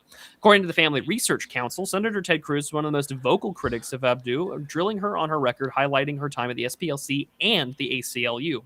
You've never served as a judge. You've spent your entire life as an advocate, and an advocate on the extreme left. There has been a pattern of nominee after nominee that have been extreme zealots. But I have to say, your nomination, when I look at your record, I find deeply concerning. The SPLC is a hateful and extreme place, and their hate, among other things, has led to horrific violence. This is written, and this was said, mind you, before Kirk was assassinated. I love that because, like, just to summarize that for the lay people, they're saying, I object. This woman is both insane and retarded. And they'll say, be that as it may. Be that as that may. Having said that, we need to concede to the far left. What are we going to do? Not have an insane retard as a judge who has no business doing it? But I mean, as it points out, on a party line vote, she was confirmed to the Court of Appeals. And while the obvious demerit on her ability to judge impartially, Biden and the Democrats viewed that as an asset. The Dems, for as much as non-compassment as Biden was, and all the people that worked behind that administration, that is what winning looks like, is rubber stamping your friends who know their goose is cooked and will do exactly what they tell them to do. Some people might cite her inability to be a judge as a bug and not a feature, but we disagree. The left understands that it's a feature. Yeah, and you mentioned that before, and how many people have said this? You mentioned Curtis Yarvin before, and he has this quote that I like, and he might have taken it from someone else or appropriated it, but I like it. And he had said, the left, the right understand, or maybe it's conservatives, but the right understands power the same way a wine aficionado understands wine, and they sort of enjoy it and they taste it and they're reasonable about it. But the left understands power the way an alcoholic understands vodka. Like, they're playing to win. And my entire adult life, and maybe this is a recurring theme of this episode, we're showing how the conservative majority has been slow to act because they didn't have the tools to address these problems. One thing we've always said on my show, it's that the only people who don't know what white people are is white people. We're the ones who debate it. What are the boundaries? The boundaries, the definition of what constitutes white can be pretty blurry. And there's circular firing squads daily on whether or not this group or that group should be included, mixed race, this or that. But who understands perfectly well what white means is the enemies of whiteness. And, the example I give was, if you have a Scot, a Frenchman, and a German in a bar in Nicaragua or Nigeria, and you can debate the nuances of the continental history between these three groups, but to everyone there, you're the three white guys. Everyone knows what a white person is, except white people. And I think that defines how conservatives have engaged with this problem the entire time. Even this day, like, I saw, as topics like remigration are becoming more and more popular, as racialism has been mainstreamed, as we've said, you still see the libertarians, you still see the conservatives saying that it's sad to see the right falling for identity politics. There needs to be a different way forward. And everyone at this point, especially young people, they're saying, there's no path. You're the only one walking down that path. You're the only one pleading that people play a game that they don't want to play. And I think younger generations now, they're hip to the game being played. They figure that if they're not utilizing identity politics, they're the only ones that fucking lose. And you know, you can't sell anyone on this. No, we're actually rational individuals anymore. You see that less and less as what Pat Buchanan was calling out in 2001. You know, Pat Buchanan had this really revolutionary, very controversial idea in Death of the West, where he said, hey, if we replace Americans with Mexicans, it's going to become Mexico. If these immigration numbers keep up, if you keep flooding the border with Mexicans, you're going to see a lot of Mexicans. If you replace the population, it will be replaced. And for some strange reason, that didn't catch on as much as you would think. Like there's Pat Buchanan and a couple other people as these solitary figures, but this conservative machine seemed to treat them. They were reputable, but it kind of treated them like kooks at the time, and now it's undeniable. And the people who treated them like kooks are trying to treat us like kooks now, but those people that believe that, they're less and less and less, and they're on their little fucking atomized island saying that why doesn't anyone want to play the game? Well, because now it's about survival. Now it's people getting stabbed and raped in the streets, and you're still hoping, you're still waving the fucking Constitution around. That's not part of this anymore. And again, a book like this being released, I think this is a perfect time for a book like this, because I think maybe there's more people who are getting hip to the game now that weren't before. And just like with Jacob Savage, okay, they're latecomers, but, you know, now is the time. Like, I hate to, and maybe this will sound a bit too incisive, but, you know, for people who haven't been paying attention, you're in a race war right now. This is what it feels like. Look around, read the news, take the temperature of the room. This is what a race war feels like right now. The amount of atrocities you see, the normalization of atrocities, the fact that so many stabbings and shootings and offenses to dignity don't make the front page news anymore. And when you bring it up, people just roll their eyes like, okay, yes, we get it. We get it. A whole building of white nuns was raped by an African immigrant. Yes, yes, yes. They're just tired of it. But this is what it feels like when you've just accepted how bad it is and it doesn't offend you anymore. It's like UFO disclosure. Interracial rape is the UFO disclosure of our era. Well, on that point, Carl writes here, he says, while crime data and this is on page 30, at the bottom of page 37 going into 38. He says, while crime data on interracial stranger homicides is harder to obtain, in part due to the reluctance of many scholars to investigate a sensitive area of criminal justice, one study looking at 9 cities found that whites are more likely to be victims of such crimes than perpetrators. In these cities, 74% of white victims in stranger homicides were killed by African Americans, 60%, or Hispanics, 14%, while crimes for which the victim was black or Hispanic, just over 10% were killed by whites. When the average upstanding citizen worries about crime, he isn't usually worried about being attacked by close friends or family. He's worried about strangers. And it's clear from the data that whites are in great disproportion are victims and not perpetrators of these attacks. Yet the media only focuses on the very rare instances of the latter. More recent data compiled anonymously by a popular online quantitative analysis that goes by the pseudonym Data Hazard at Fentasil. I wonder if he's still on Twitter or if he got banned. Paints a similar picture. Combing through more than 5 decades of official violent crime statistics, he found that blacks were at least 9.8 times more likely to commit interracial murder than whites. And this was probably a substantial underestimate due to the limitations of the data, which lump in whites with Hispanics, a group that is significantly more crime involved than whites on average. Not to mention that there's a lot of individuals that are booked and jailed as white who are very Hispanic looking if you look at their mugshot. Since 1968, according to FBI statistics, there have been more than 193,500 interracial murders, with more than 75% of those being white victims of black murderers. And I mean, again, a lot of this is going to sound obvious to someone who studies or likes to talk about per capita or things like that. But it does go to show that these are problems that have been identified long-standing. And if you were someone like Ann Coulter or Jared Taylor or other people that try to make... I should have mentioned Ann Coulter. That's my fault. She's like a top one, really. Well, she wrote the book called Adios America. And a year ago, so this was during the summer, a friend and I drove up to Dallas. We made the drive and we went up there to go this is the only... I feel bad. I'll admit it. And I mean, there's a stream of me covering the debate with my friend. But I gave money to the Free Press. I'm so sorry I gave Barry Weiss money. Why do they need money? It's free. No, I paid money for this, unfortunately. But I paid money to go watch a debate about immigration, about closing the borders between Cenk Uygur, the guy from Reason magazine, his name escapes me, versus Sohrab Ahmari and Ann Coulter. And I went only for Ann Coulter. And at the end of the debate was fun. It was good. Ann Coulter was the most enjoyable part of it, as she usually is. But at the end of the time, Barry being the moderator, she had asked everyone what book would they recommend to understand your position better.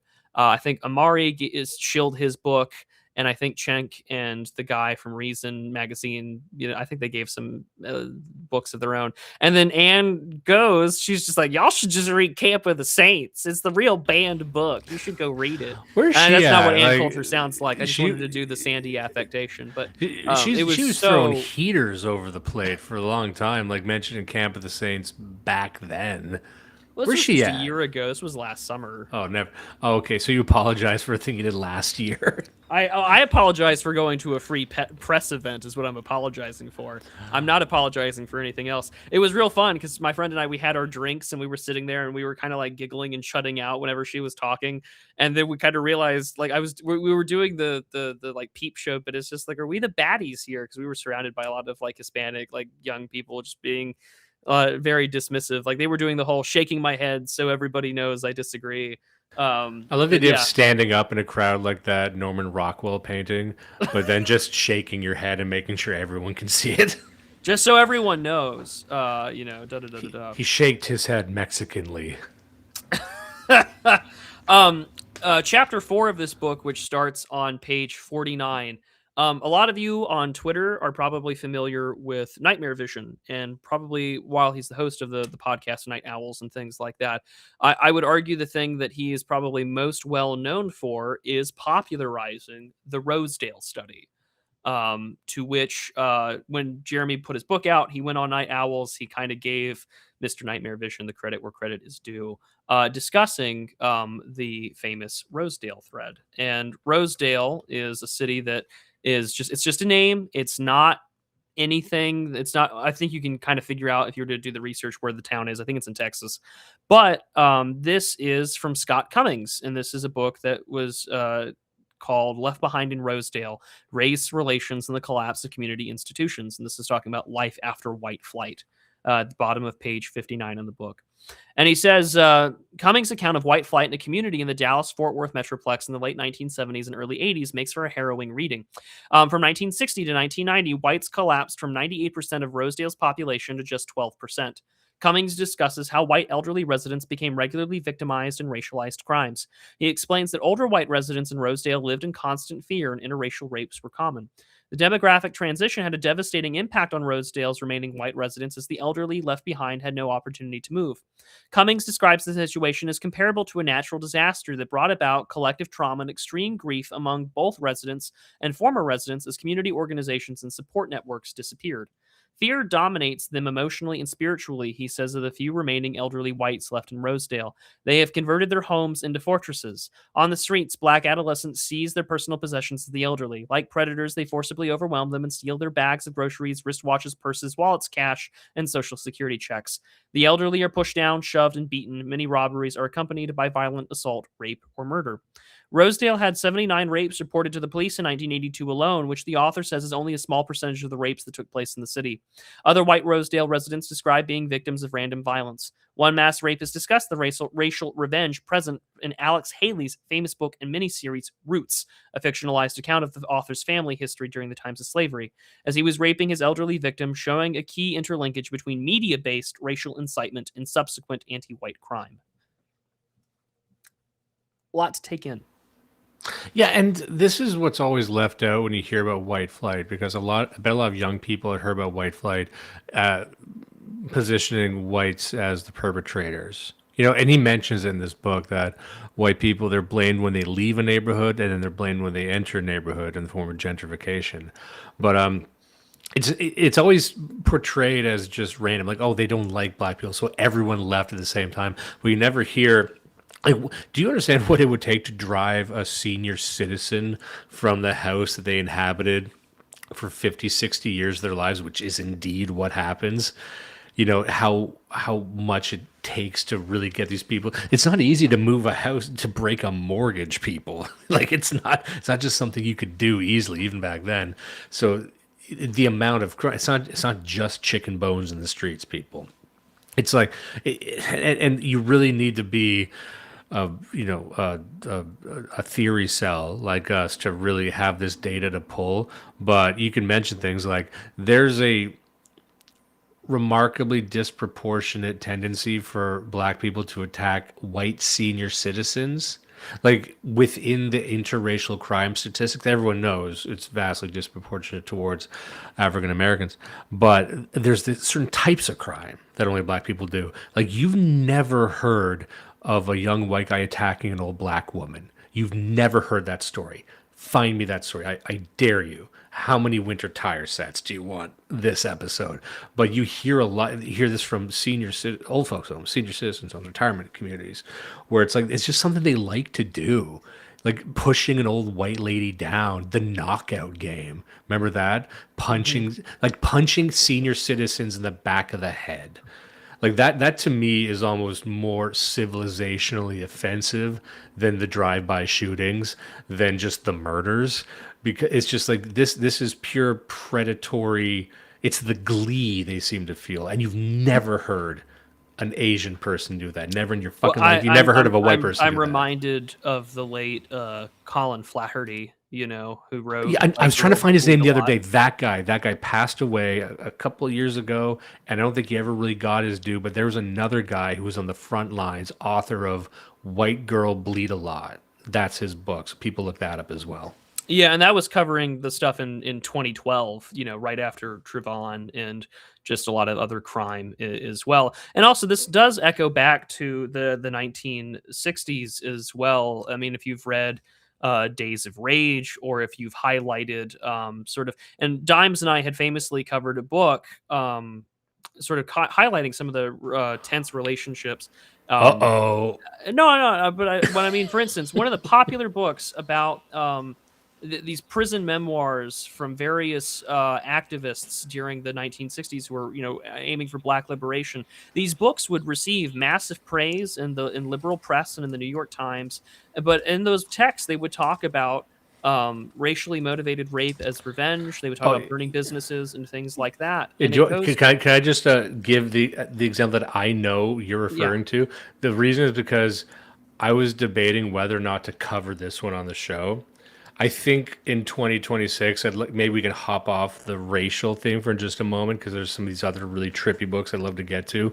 But I was tempted to review the book Soul on Ice by Eldridge Cleaver. Yeah, that's exactly the one I'm talking about. Yeah, where he says in the book, and this was a book that was trumpeted from the rooftops by the liberal media, by who pick a favorite old white lady book reviewer, whoever it might be. And in the book, he's explaining how he used to love raping white women, and he loved raping white women because he hated white women and he hated white people. So he said, well, here's what I'm going to do. I'm going to just start raping them.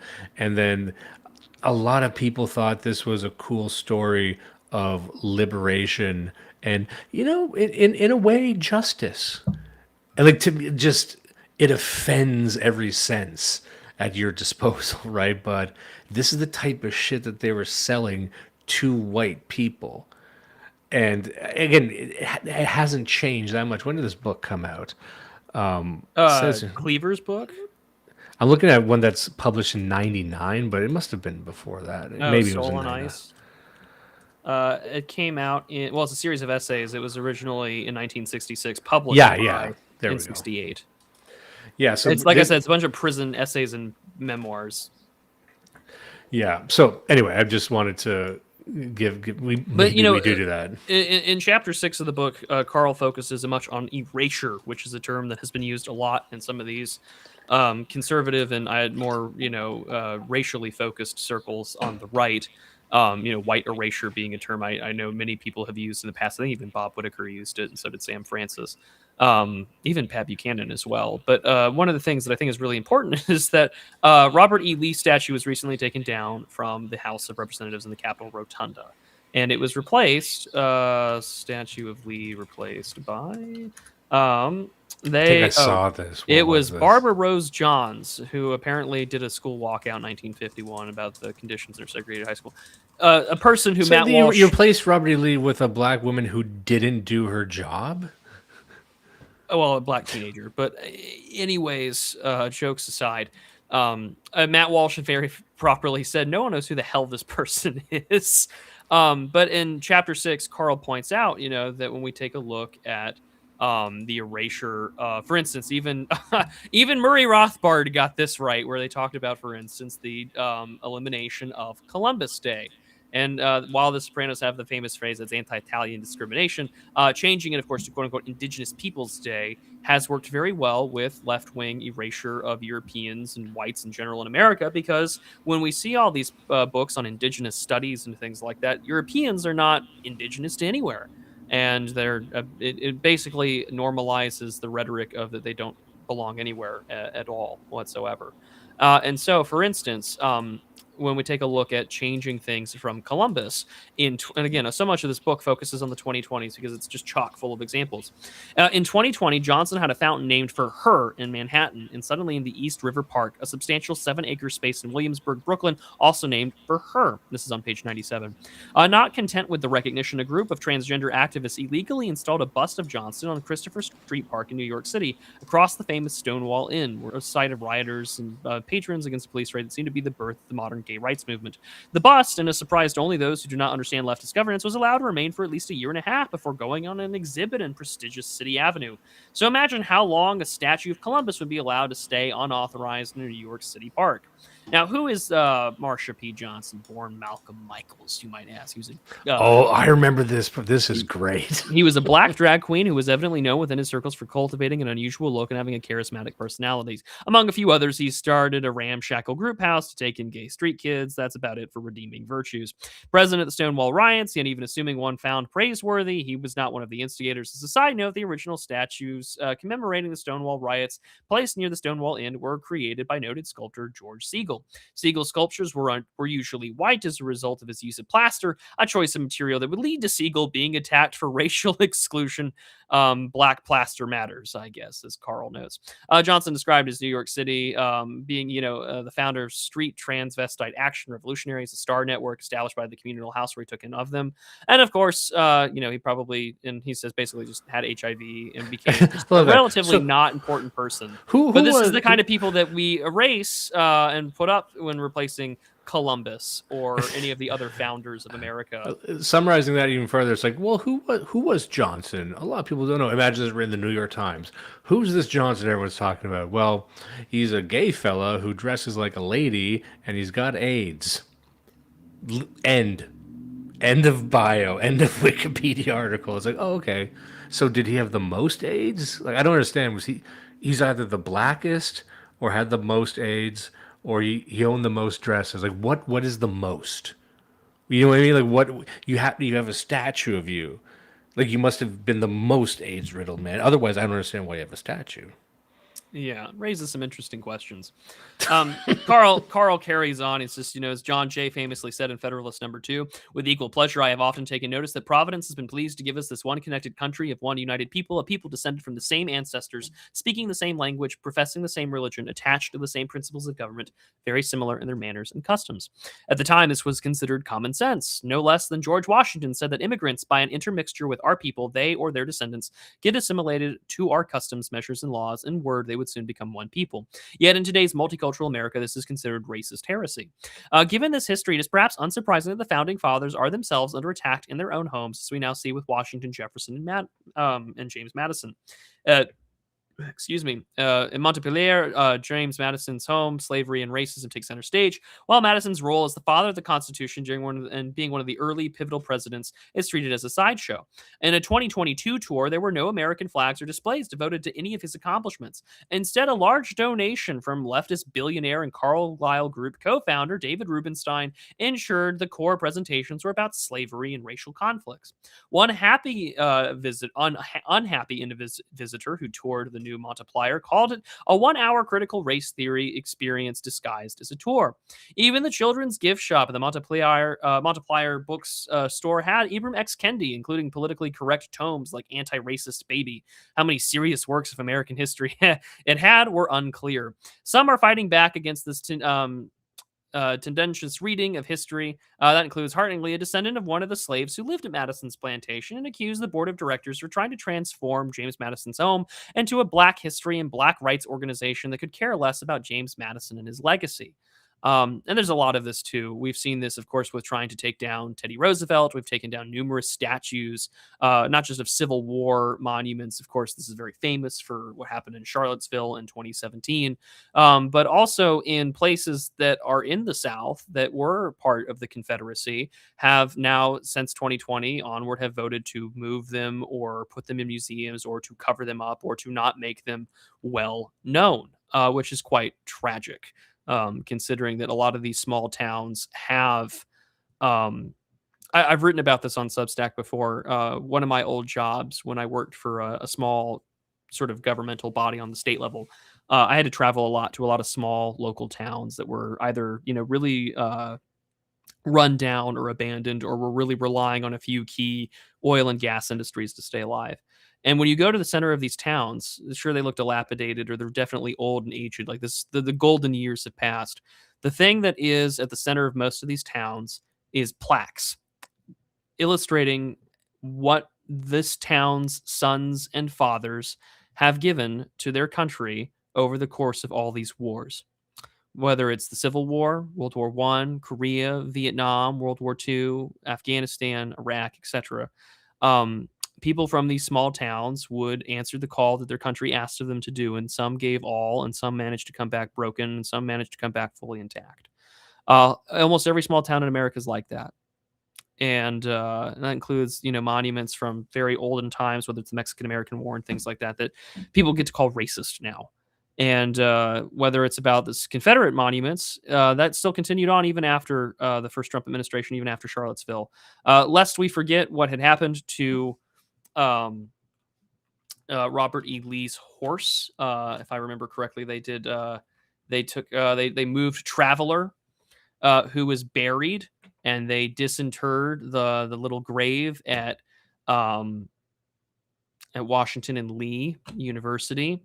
And so they got rid of it and they moved it. And it just goes to show that really this is the equivalent of damnatio memoriae, that we don't want you to exist. And if we do talk about you, you will be added to this pantheon of racism and fascism that becomes the new religion in sort of our post-war order. Yeah, and you're reminded of the excesses of various leftist and communist revolutions. I think there's the one in Spain, I think it's in Spain, where they're digging up the graves of the nuns and putting skeletons up and then just saying ha ha ha, like these offenses that would never occur to even the most extreme far right nihilist, right? Like I said, you've never heard of young white men going around and punching old black women in the back of the head.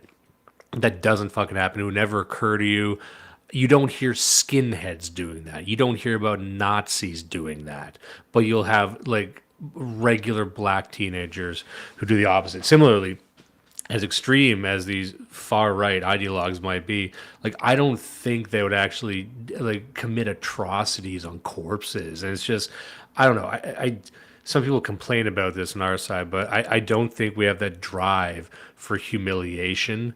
I think we see that as just something we don't want to embody or anything. Like we might yearn for greatness, we want to be positive in ourselves and have that sort of pride, but we don't want to just like sexually humiliate the enemy. That seems fucking weird. why would do that? But that's what our enemies are doing, right? They will dig up a horse, cackling as they do it. Yes, they'll melt down the statue of Robert E. Lee and popularize an image of its molten countenance, and that really went pear-shaped on them, by the way. But saying like, look, we're melting your statue. You thought we were going to put it back up. Here it is. Like, and to me, I think this is what people are waking up to, and this is the book doesn't get into this because it can't, but if white person reading this, you must understand the glee and the satisfaction so many of these people feel at your dispossession. It's not even out of anger. Anger would be more dignified, but they will not grant you dignity. They think it's very, very funny that Derek Chauvin went to prison. They think it's very, very funny speculating how much he's going to be raped by black guys in prison. The office ladies, the white office ladies might be cackling about that at the office. And that will seem completely alien to you, right? I don't want to see Abraham X. Kendi raped. I don't want to see, you know what I mean? Like that's not part of me, but it's part of the regular people on the other side. And I think that's pretty jarring when you realize that. Yeah, and Carl also highlights, the issues over the 1619 project, which of course has kind of fallen by the wayside, thank God, because the people that were championing it had either been proven all to be relative frauds or sort of the race grifting kind of fell by the side. Because I think Ibram X. Kendi had been called a Hamas sympathizer by some people not too long ago for his comments on Palestine.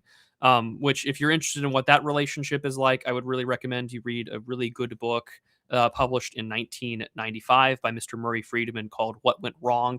I think that you'll be very enlightened. Dimes and I have covered that book before. But I would say that's, by view count, maybe our most popular one. And that was the unofficial pilot episode. Yeah, it really was the start of this entire show, was that I found this amazing book at a bookstore that was going out of business, and I felt like just stealing the last unburnt scroll out of the Library of Alexandria. But I know we're getting at the 2-hour mark here, but I do want to kind of close up discussing about immigration, because that has become the focal point of the 2024 election, and it has been the center of almost everything I've seen that came both when Trump was elected the first time, but also the second time. You could argue 3 times, but we'll just say 2. I know that when he had won both of those elections, really the answer from a lot of progressive activists was, we can wait them out and let the demographic time bomb do its job. And they said this, of course, when Charlie Kirk was murdered as well. Like, don't get trigger happy. We can just wait this out to basically enact Haiti or South Africa. And so, on page 118 in the book, Carl writes, "Today, white people in America and throughout the West are facing the prospect of permanent minority status in countries founded by their ancestors.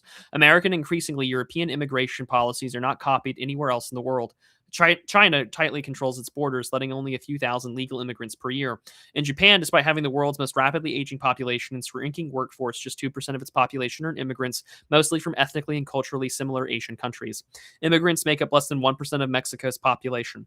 Yet increasingly, whites find themselves self-ghettoized in Europe and America, with new leaders of the Coalition of the Ascendant using the institutions of socio-political mechanisms developed from their European traditions in the West to seize political power at the expense of Americans of European origin.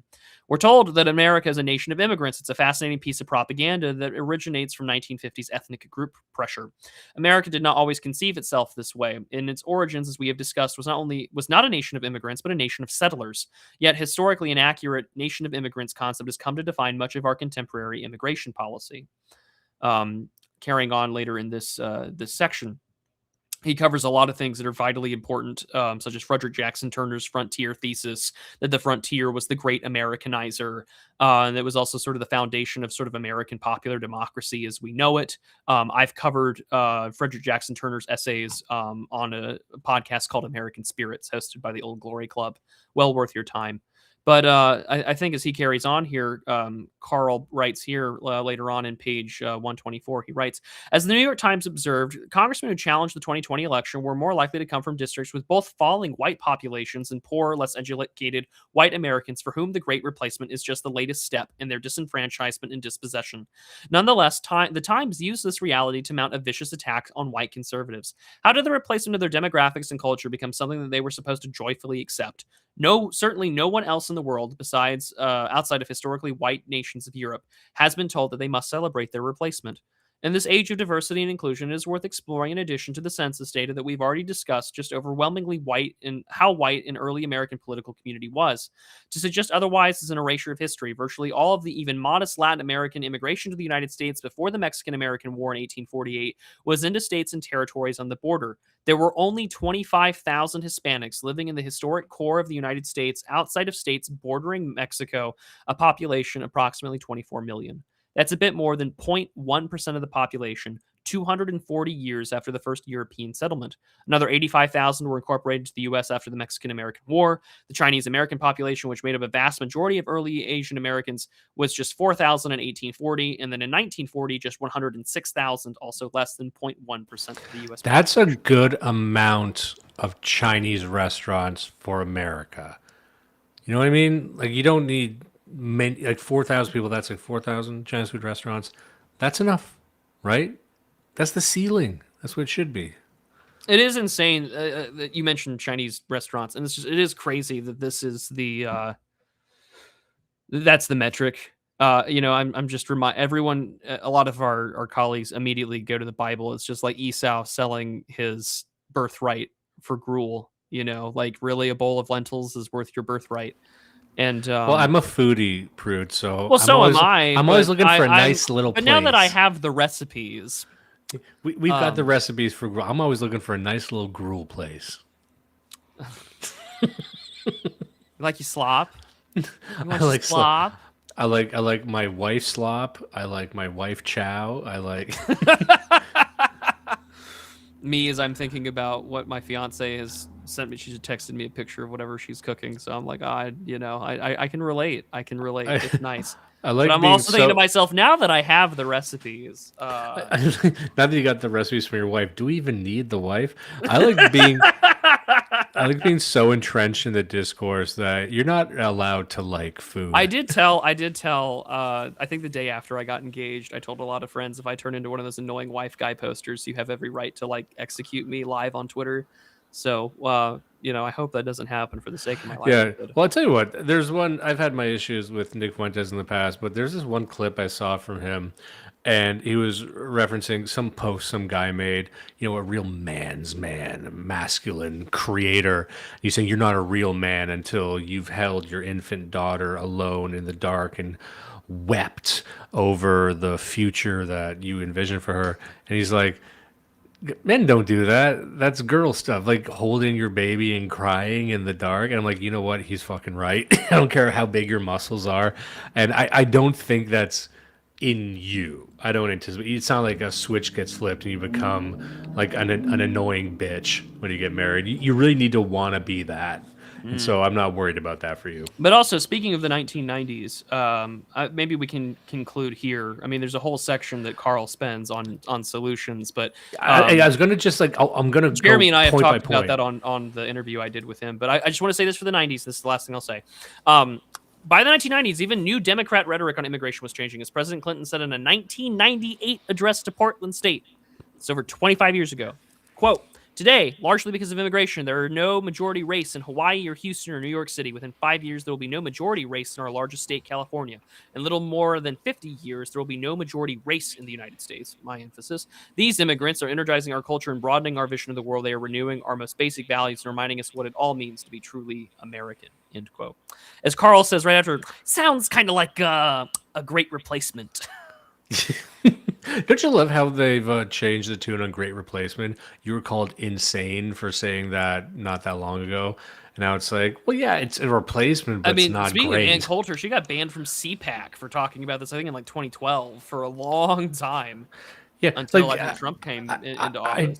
I don't think people are as angry as they should be for how persecuted people were for calling out the obvious. Like I said with Pat Buchanan, a big part of Death of the West, like the simply saying, "Hey, I think if these numbers continue, we're going to have an unsustainable amount of Mexicans," and then people just weren't ready to understand that. But I'm like, it's fucking obvious. All of this was obvious, and it's not like they were ignorant to it because they were having people like Ann Coulter say it, but then she would be dismissed as a crank. They were all dismissed as cranks, but like there was no like willingness to understand where they were coming from, and that was like, again, looking back, having seen that they can be jailbroken from these ideas, but we're unwilling to. I'm like, it's we say this on the show all the time. By the time a liberal admits that they might have made a mistake or done something wrong, it's too late. The Titanic has hit the iceberg. The rats have already fled. They're just the ones on the deck playing the violin to nobody because fuck violin music. Who cares? Who likes the violin? Shut up, of course. But like they're the ones that, well, maybe we've done something. You've already got like Minnesota owned by Somalis. Like, it's done. You fucked up. And I don't want to hear anything. I don't even want to hear a mea culpa. I want you to prostrate yourself in the fucking streets. Look what you did. Maybe I do want humiliation. Maybe I'm a hypocrite. I don't fucking care. You got to give me something. You need to come to terms with what you did and how the people on the front lines who were just politely trying to say, hey, this is a crazy path we're on, and all the data supports it. And here's the data. Here's all the graphs. Here's all the charts. They just said nope, and now we're fucked. And maybe we can't unfuck this. That's the hard part. But there is, and I think we can end on this. I think we can, because immigration has become the sole point of this, and he offers a lot of some solutions, some that you and I might not all fully agree on. It was very funny when I interviewed him like a year and a half ago. He was like, "Some in your audience may not agree with my solutions, but I think these are pretty like realistic to attain."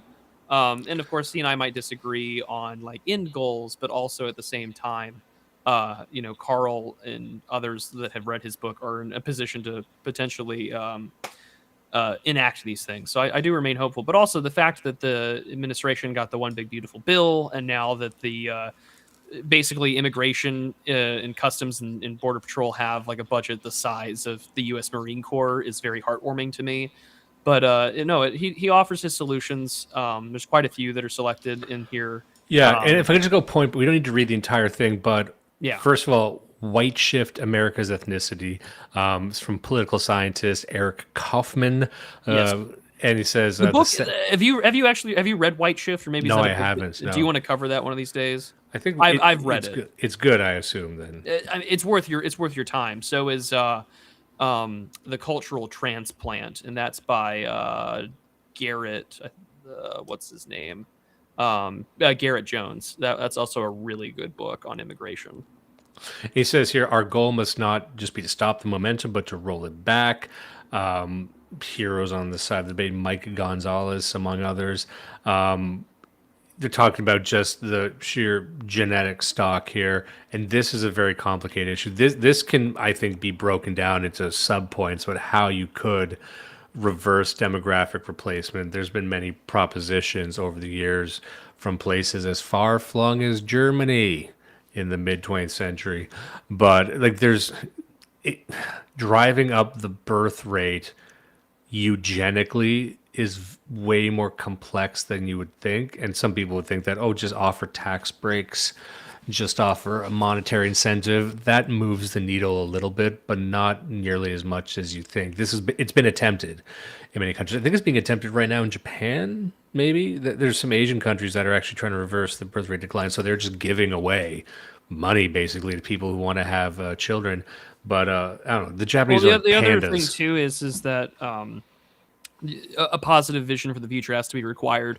There have been numerous studies that have been conducted that the election of Trump in 2016 as well as in 2024 had led to, in red states, a positive TFR for white families and a decrease in non-white populations. Yeah, it sounds like a reductive answer, but it's almost spiritual.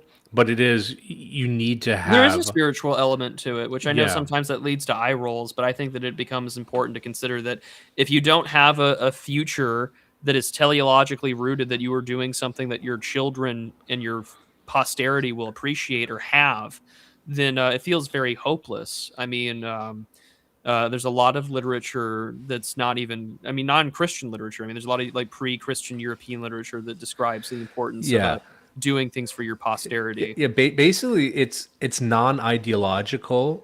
And it's not really economic. You can solve for economics, you can solve for ideology, but to create a environment where people want to have lots and lots of kids, it's way harder to do it. It's almost metaphysical, that drive. But we don't need to get into that. That could be a book unto itself.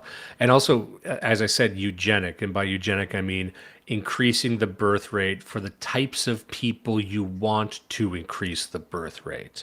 So some people might say that's all white people. Maybe it's not. Maybe it's only certain subsects. Maybe it's of a certain IQ, regionally, whatever it might be. You can ask those questions, and there are solutions to that. And you can get very, very granular with it, but it can spin out of control pretty fast. And if you're thinking seriously about it, you will start asking those questions. Let's just go now. Number 2, recruit Asian Americans as allies and hold them accountable. Pragmatic. I don't think this approach. one has aged very well. I mean, you could say Asian. I mean, you could say Hispanic too. I mean, you could. I mainly say this because I know Carl and Jeremy and I had kind of spat back and forth privately and publicly about the background story. In retrospect, I think that Jeremy was probably right that we should have had the governor of Ohio appoint Ramaswamy as a rubber stamp guy for the Senate when Vance left office to be VP. Instead, he's probably going to lose an election in Ohio. Yeah, the birth rates were definitely screwed 20 years ago. That's absolutely right. Also, I just wanted to say that if this book was published even 10 years prior, he probably would have said, recruit Indian Americans. Indian Americans are the idea, just to show you how these allies can flip once they reach substantial numbers. Very quickly. But I mean, also, as we noticed, for instance, earlier in the book, Jeremy does point out, stop Asian American Pacific Island hate or whatever. And it was just like, of course, it's blaming the white guy. Well, hey, I mean, then he picked a side. A lot of people who are of mixed race admixture tend to pick one identity over the other. But anyways, my point is that, for instance, earlier in the book, Jeremy points out, there's like stop Asian hate and things like that. And it's like, it's very hard when the messaging is like very explicitly anti-white and the media reflects that it's anti-white. But then like the NYPD Twitter account in the 2020s would be like, have you seen this like black individual on the K line who just knocked out a Korean shop? Well, that's the entire time it was clear that it was black individuals attacking Asians, and yet the narrative, which is driven by just fat Asian bitches, was all about anti-colonialism. But from its inception, it just seems so disconnected. Coalition. They knew that their place in the hierarchy. And I think that that's becoming very important. And I mean, it's very. I mean, he's got more solutions in here. I'd argue there's a lot of things that need to get fixed. I mean, like the whole flip a switch and fix everything button. There's a lot of switches that would need to get flipped. It's not just immigration. It's a lot of other things. And also, just to call attention to a couple other demographic shifts, the game board gets flipped over once, I've said this before, once the boomers finally expire. That's going to be a huge demographic blow. That's going to change the percentages of whites in America, but also completely upset the power balance. I'm not saying it's going to be positive or negative, but a lot of what we're talking about will become possible. There's going to be a lot of opportunity for you once those entrenched interests are just not there anymore. It goes, if we want to keep going just through these lists here, it says hold black political leaders and white progressives accountable for anti-white policies and rhetoric. I mean, we don't need to go in that too deeply. I think I would just RICO the SPLC. Yeah, honestly, at this point, holding them accountable might sound very different to certain people than it would be to us. Like, I'm at the point of like, we need to be building more prisons, or one insanely tall prison, one giant prison that breaches the clouds. Are you telling me that you're going to make Super Jail from Adult Swim real? Here's the thing you gotta know about me. I don't watch these cartoons like a lot of you guys, so I guess that was within your frame of reference. It sounds like a very big jail, so perhaps. I think my reference would cut off at Harvey Birdman, Attorney at Law. That might be the last one. Birdman. I gotta see if it holds up. I almost don't want to watch it. I'm very afraid. I've been rewatching. So my guilty Adult Swim pleasure is The Venture Brothers, and I think that it has held up incredibly well, although I'm sure the creators probably regret half the shit they wrote, but it's I still really like that For show. me, it was Harvey Birdman and 12-ounce mouse, and that was very formative in my mind. It is kind of funny to see Adult Swim go from like the nihilism of Rick and Morty or shows like Moral Oral, and now their most popular show is kind of this overwhelmingly millennial chud culture that's kind of very positive with smiling friends. Again, I don't watch it, but that's what it seems like to me from the clips that I see circulating. I watch it. It's definitely something I can recommend. It's pretty good. I wouldn't call it right coded, but no, it's not but it left definitely pisses off all the right people. It's obviously a reaction to Rick and Morty. You know, like it's a reaction to that sort of progressive nihilism that you would see embodied in someone like Dan Harmon. But I think this point here is a very good point to end on. Speak out and create a preference cascade against anti-white discrimination. That would be, I agree. I love how there's like Fisher King's in here. I love Look at that. I love when Twitter guys just show up in books. Hey, if you want to see Twitter guys in here, then you should. I'm going to toot my own horn and go to page 281 in the book real quick. I'm just going to be an asshole for 2 seconds. We looked at he showed this to me beforehand. And I said, "Hey, it's always bad when you see an @ and it's not yours, though." I know, but you know. Here we go. X anons like luminaries such as the Prudentialist and Indian Bronson. I know. We started. I'm blocked by that guy. I'm blocked by that guy because I think I liked one of Martin's tweets where he posted a picture of like colonial India and he was like, "Hey, Indian Bronson." But no. So for the record, I'm not sponsored. I don't have an affiliate link for you to buy the book, although it is $1.99 on Kindle right now for Amazon. But I didn't know this until Jeremy gave me a copy of the book. I was very honored. But I think the preference cascade is kind of where we're at now, because I think everyone knows that the left hates white people. We just had the Vice President of the United States say that you don't have to apologize for being white. And everyone on my Twitter timeline today has been arguing with libtards who've been trying to forget the 2020s by simply saying, no one told you had to apologize for being white. And it's like Coca-Cola in 2021 told its staff to act less white. So, yeah. Yeah. Really, my only thing I can say to my left-wing enemies and hate watchers and listeners is, fuck you. I will not apologize. I never will apologize for what I believe in or who I am for being white. And, yeah, fuck you. That's really all I have to say. I'm fuck you. And someone like myself and probably you, we do it from somewhat of a burned out perspective, because I've seen guys who just get into the space. It's really funny. I did an interview. I was a guest interview for James Kirkpatrick's podcast, and it felt really weird to be the positive one. But I mean, like, he's also like 15 years older than me and has been doing this for forever, so I can understand being cynical and jaded. But like, so it's weird to be in this weird position where I feel cynical and jaded because I've been involved in politics, but also to see the leaps and bounds that we've gone in the last like 5 to 6 years. And so it's like really weird to walk the fine balance of like, I don't want to be a total cynic and doomer, but I also don't want to be like sycophantically positive. Yeah, It's a hard tightrope to walk. I always said, I was saying this years ago, because if you were paying attention, you could see which ways the winds were blowing. But within this space, you might call it the dissident right, formerly the alt right. It's a very big tent, really. But we were never prepared for success. We were never really prepared for the mainstreaming of our ideas, and I think a lot of us were more comfortable on the fringes or the margins, and that's how we were able to orient ourselves by saying we speak the truth and we hate this system because it persecutes us. So the more things we say that the system hates, that must mean the more true they are. And so as we've seen, for one reason or another, the system begin to absorb some of these talking points or mainstream it, we don't really know what to do with that. We start to assume that the points we would have previously made are less true now, or we're so sensitive to subversion that we start seeing it everywhere. And so I think it's important to step back, see how far we have come, and I use the term we very loosely here, the royal we, of course. But I think there's a lot of good news.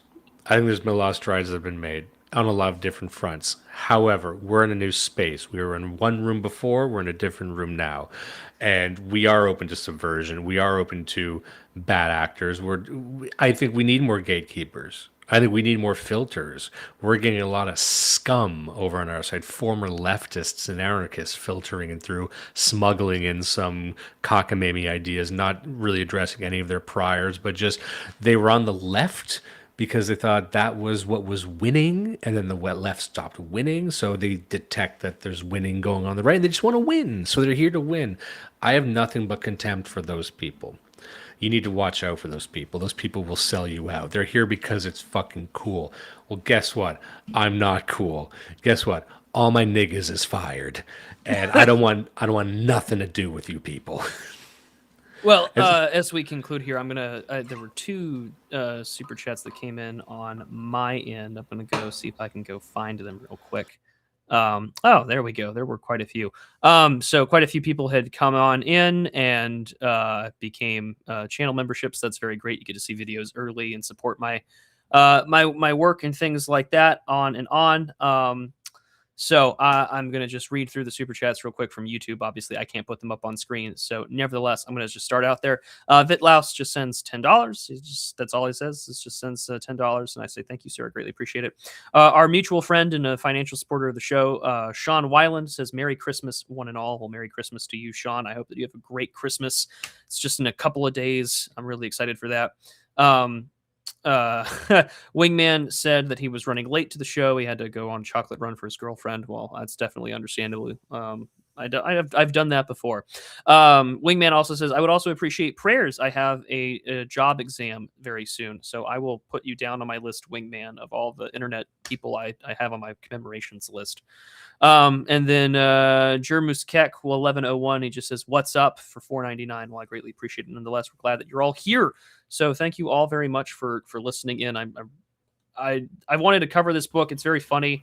I needed to review this book a long time ago on Substack, but I'm glad that we got to cover it here because this show has been a very popular one on podcast platforms and on YouTube as well. Our last episode did quite well as well. So I'm glad where we're going. Yeah, policy specific. He talks about lawfare against anti-white racism, net zero immigration. I think that the right is wanting an immigration moratorium. So like we're moving in good direction. And I think we're doing this now, and that's what I wanted to end on when we're talking about hold advertisers accountable. Okay, Madison Avenue, I guess, engage in civil disobedience. I think we're seeing that. There's groups that are doing banner drops. They're protesting. They're doing marches and things like. You're seeing more and more of that. Implement net zero immigration. There's more talk about that right now. This is what I'd like to see more of. I would like to see the DOJ do more of this. Yeah, or do what Antifa does. They have their clusters of aligned lawyers that act on their behalf. There's a way to attack the NGO apparatus. I think, this is the thing. Is like during COVID, for example, you had a lot of conservative religious networks like the Pacific Justice Institute, which does really good work, mind you. And they sued California and other places to keep churches open during COVID, during lockdowns. And imagine if you had an army of like right-wing attorneys like at PGI or something that were like, okay, we're now going to take example cases and sue and get show up late to work. Got it. Yeah, that's how the system would really fall apart. But he basically was, imagine if you had those groups of people targeting specific institutions or companies like McKinsey or whatever for unfavorable practices in hiring against whites, or even the DOJ opening up a case like Dylan, the whole like the fact that we have a DOJ civil rights division is an example that we could go further and we could get rid of this whole thing altogether. But if you're going to use the master's tools to destroy the house, to borrow some language, then you should use it to make sure that it's for your people, your base. Yeah, and so I'd like that he ended his book on this with actual policy positions, and just to end on that, I do think I'm hearing more interest in this now. We shall see what the next few years bring us and what the seemingly inevitable J.D. Vance presidency will shepherd. I mean, it looks like that's going to be. He did win the TPUSA AmFest poll, so I'm very happy to see that. And I do think that there's been a lot of fights about immigration and H-1Bs, and I know people like Mark Andreessen have been on that side of listen, like we cannot disenfranchise the Americans and who are here for the basis of cheap labor elsewhere. And I think that it's important that we emphasize that this is so multifaceted. There are so many fronts. But what makes Jeremy Carl's book so good is that he provides a very concise history to people that can read this book and not feel like they're getting in trouble. It's not like this is the Dispossessed Majority by Wilmot Robertson. This is instead a very accessible text that you can give to your Gen X dad who wonders why you get so radical at the Thanksgiving or Christmas dinner table. And you can explain this very politely and in concise language as to why. And this is just covering maybe the last 25, 30 years of work. I mean, Carl's book does cover all this stuff from the 60s and so on, but this is one that is really good to bring to your local Republican Party meeting, your local political club, your local book club, your historical society. For instance, I'm a member of my local historical society. I've talked about this book before in public. These are ways in which you can engage politically. And if there is a time to do it, strike while the iron is hot when people are willing to listen to you. If Jeremy Carl is willing to entertain my retarded ass from the middle of nowhere and listen to me and talk to me in DMs and over polite conversation over dinner, then for some reason, there is some good that we can do. And I'm a nobody. I don't get money from anybody except the people who fund me. Can a cold-ass white boy just be? Can I live? And what you were saying there was these are specific. I think that's important because the specificity of it. So, like I said, there's other books that exist like this across the preceding decades, but I find a lot of them would end with a very vague appeal saying, white man, rise up. Reclaim your birthright. And it's too vague, it's too flimsy. People don't know what to do with that. And so what I appreciate with this book, and the reason I would recommend this book above many others, is that it does end with here's the way forward. Here's a strategy. Here's a measurable strategy. Here's stuff you can do in the next 3 years. Here's stuff you can do in the next 5 years. And I think that's an important part of the conversation that doesn't just lead people down into the nihilistic depths of just being angry and dark and sad about the situation, because a lot of people can become trapped there, and then it's deaths of despair all the way down, and many have been subject to that, and that's the one thing we want to avoid when discussing these issues. Absolutely. And the first time I think Jeremy Carl came on my YouTube channel, I asked him the question, like, where are the right-wing policy wonks? Because while there is an overproduction of liberals with master's degrees and every sort of niche subject to talk about their progressive pet issues, we need right-wing guys that actually can be so hyper-specific that they could effectively, if they were to be put in charge of something, knock out the left and prevent them from ever being in power again. And we need those guys. We really do. And I think that to end on a hopeful note, because this book does cover so many of the things that maybe people on this side of the aisle or this side of our internet spaces take for granted, there is a lot that has happened so much in the last 10 years that it makes you very appreciative of those that have come before you, like Peter Brimlow and others, because now, because of their work and others, you now get to talk about this more openly without fear of repercussion. But at the same time, may I remind you that there are real repercussions to all of this. And we saw that, when I think it was funny, our friend Morgoth wrote an essay when, Jim decided to say that he was going to stop streaming as much because he was most likely going to die of his diseases, Jim Medicare. He said that was the year the internet stopped laughing. This is the year where the memes stopped being memes. In a lot of ways, Medicare was the first Charlie Kirk. In some ways, yeah. And at the same time, in the midst of Kirk's assassination, I think that really, if you're willing to act and to stand up and to do something, do it. Because if there are all these arguments or previous books about rising up, a lot of that rising up is going to be required to, unfortunately, engage with a system that hates you and to take your licks where you get them. And I'm sure a lot of you have already seen what that looks like. I have, certainly. I've had people like that awful Jason Wilson guy write about me and things like that. So understand that this is a long fight. And I've said since I started this channel and started doing things politically over 5 years ago at this point, if my grandchildren get to sit under the vine and fig tree that I plant, and they get to not be afraid about anything, and the world they live in is marginally better than the one I grew up in, then everything I have done politically on this earth has been worth it. And I want you to think about that, and I want you to consider that in all of your actions going forward, politically, spiritually, and in all matters of how you conduct yourself. Because that's what we need to think about, is not just for us, but I don't want my kids or your kids to be the unprotected class for the next several generations to come.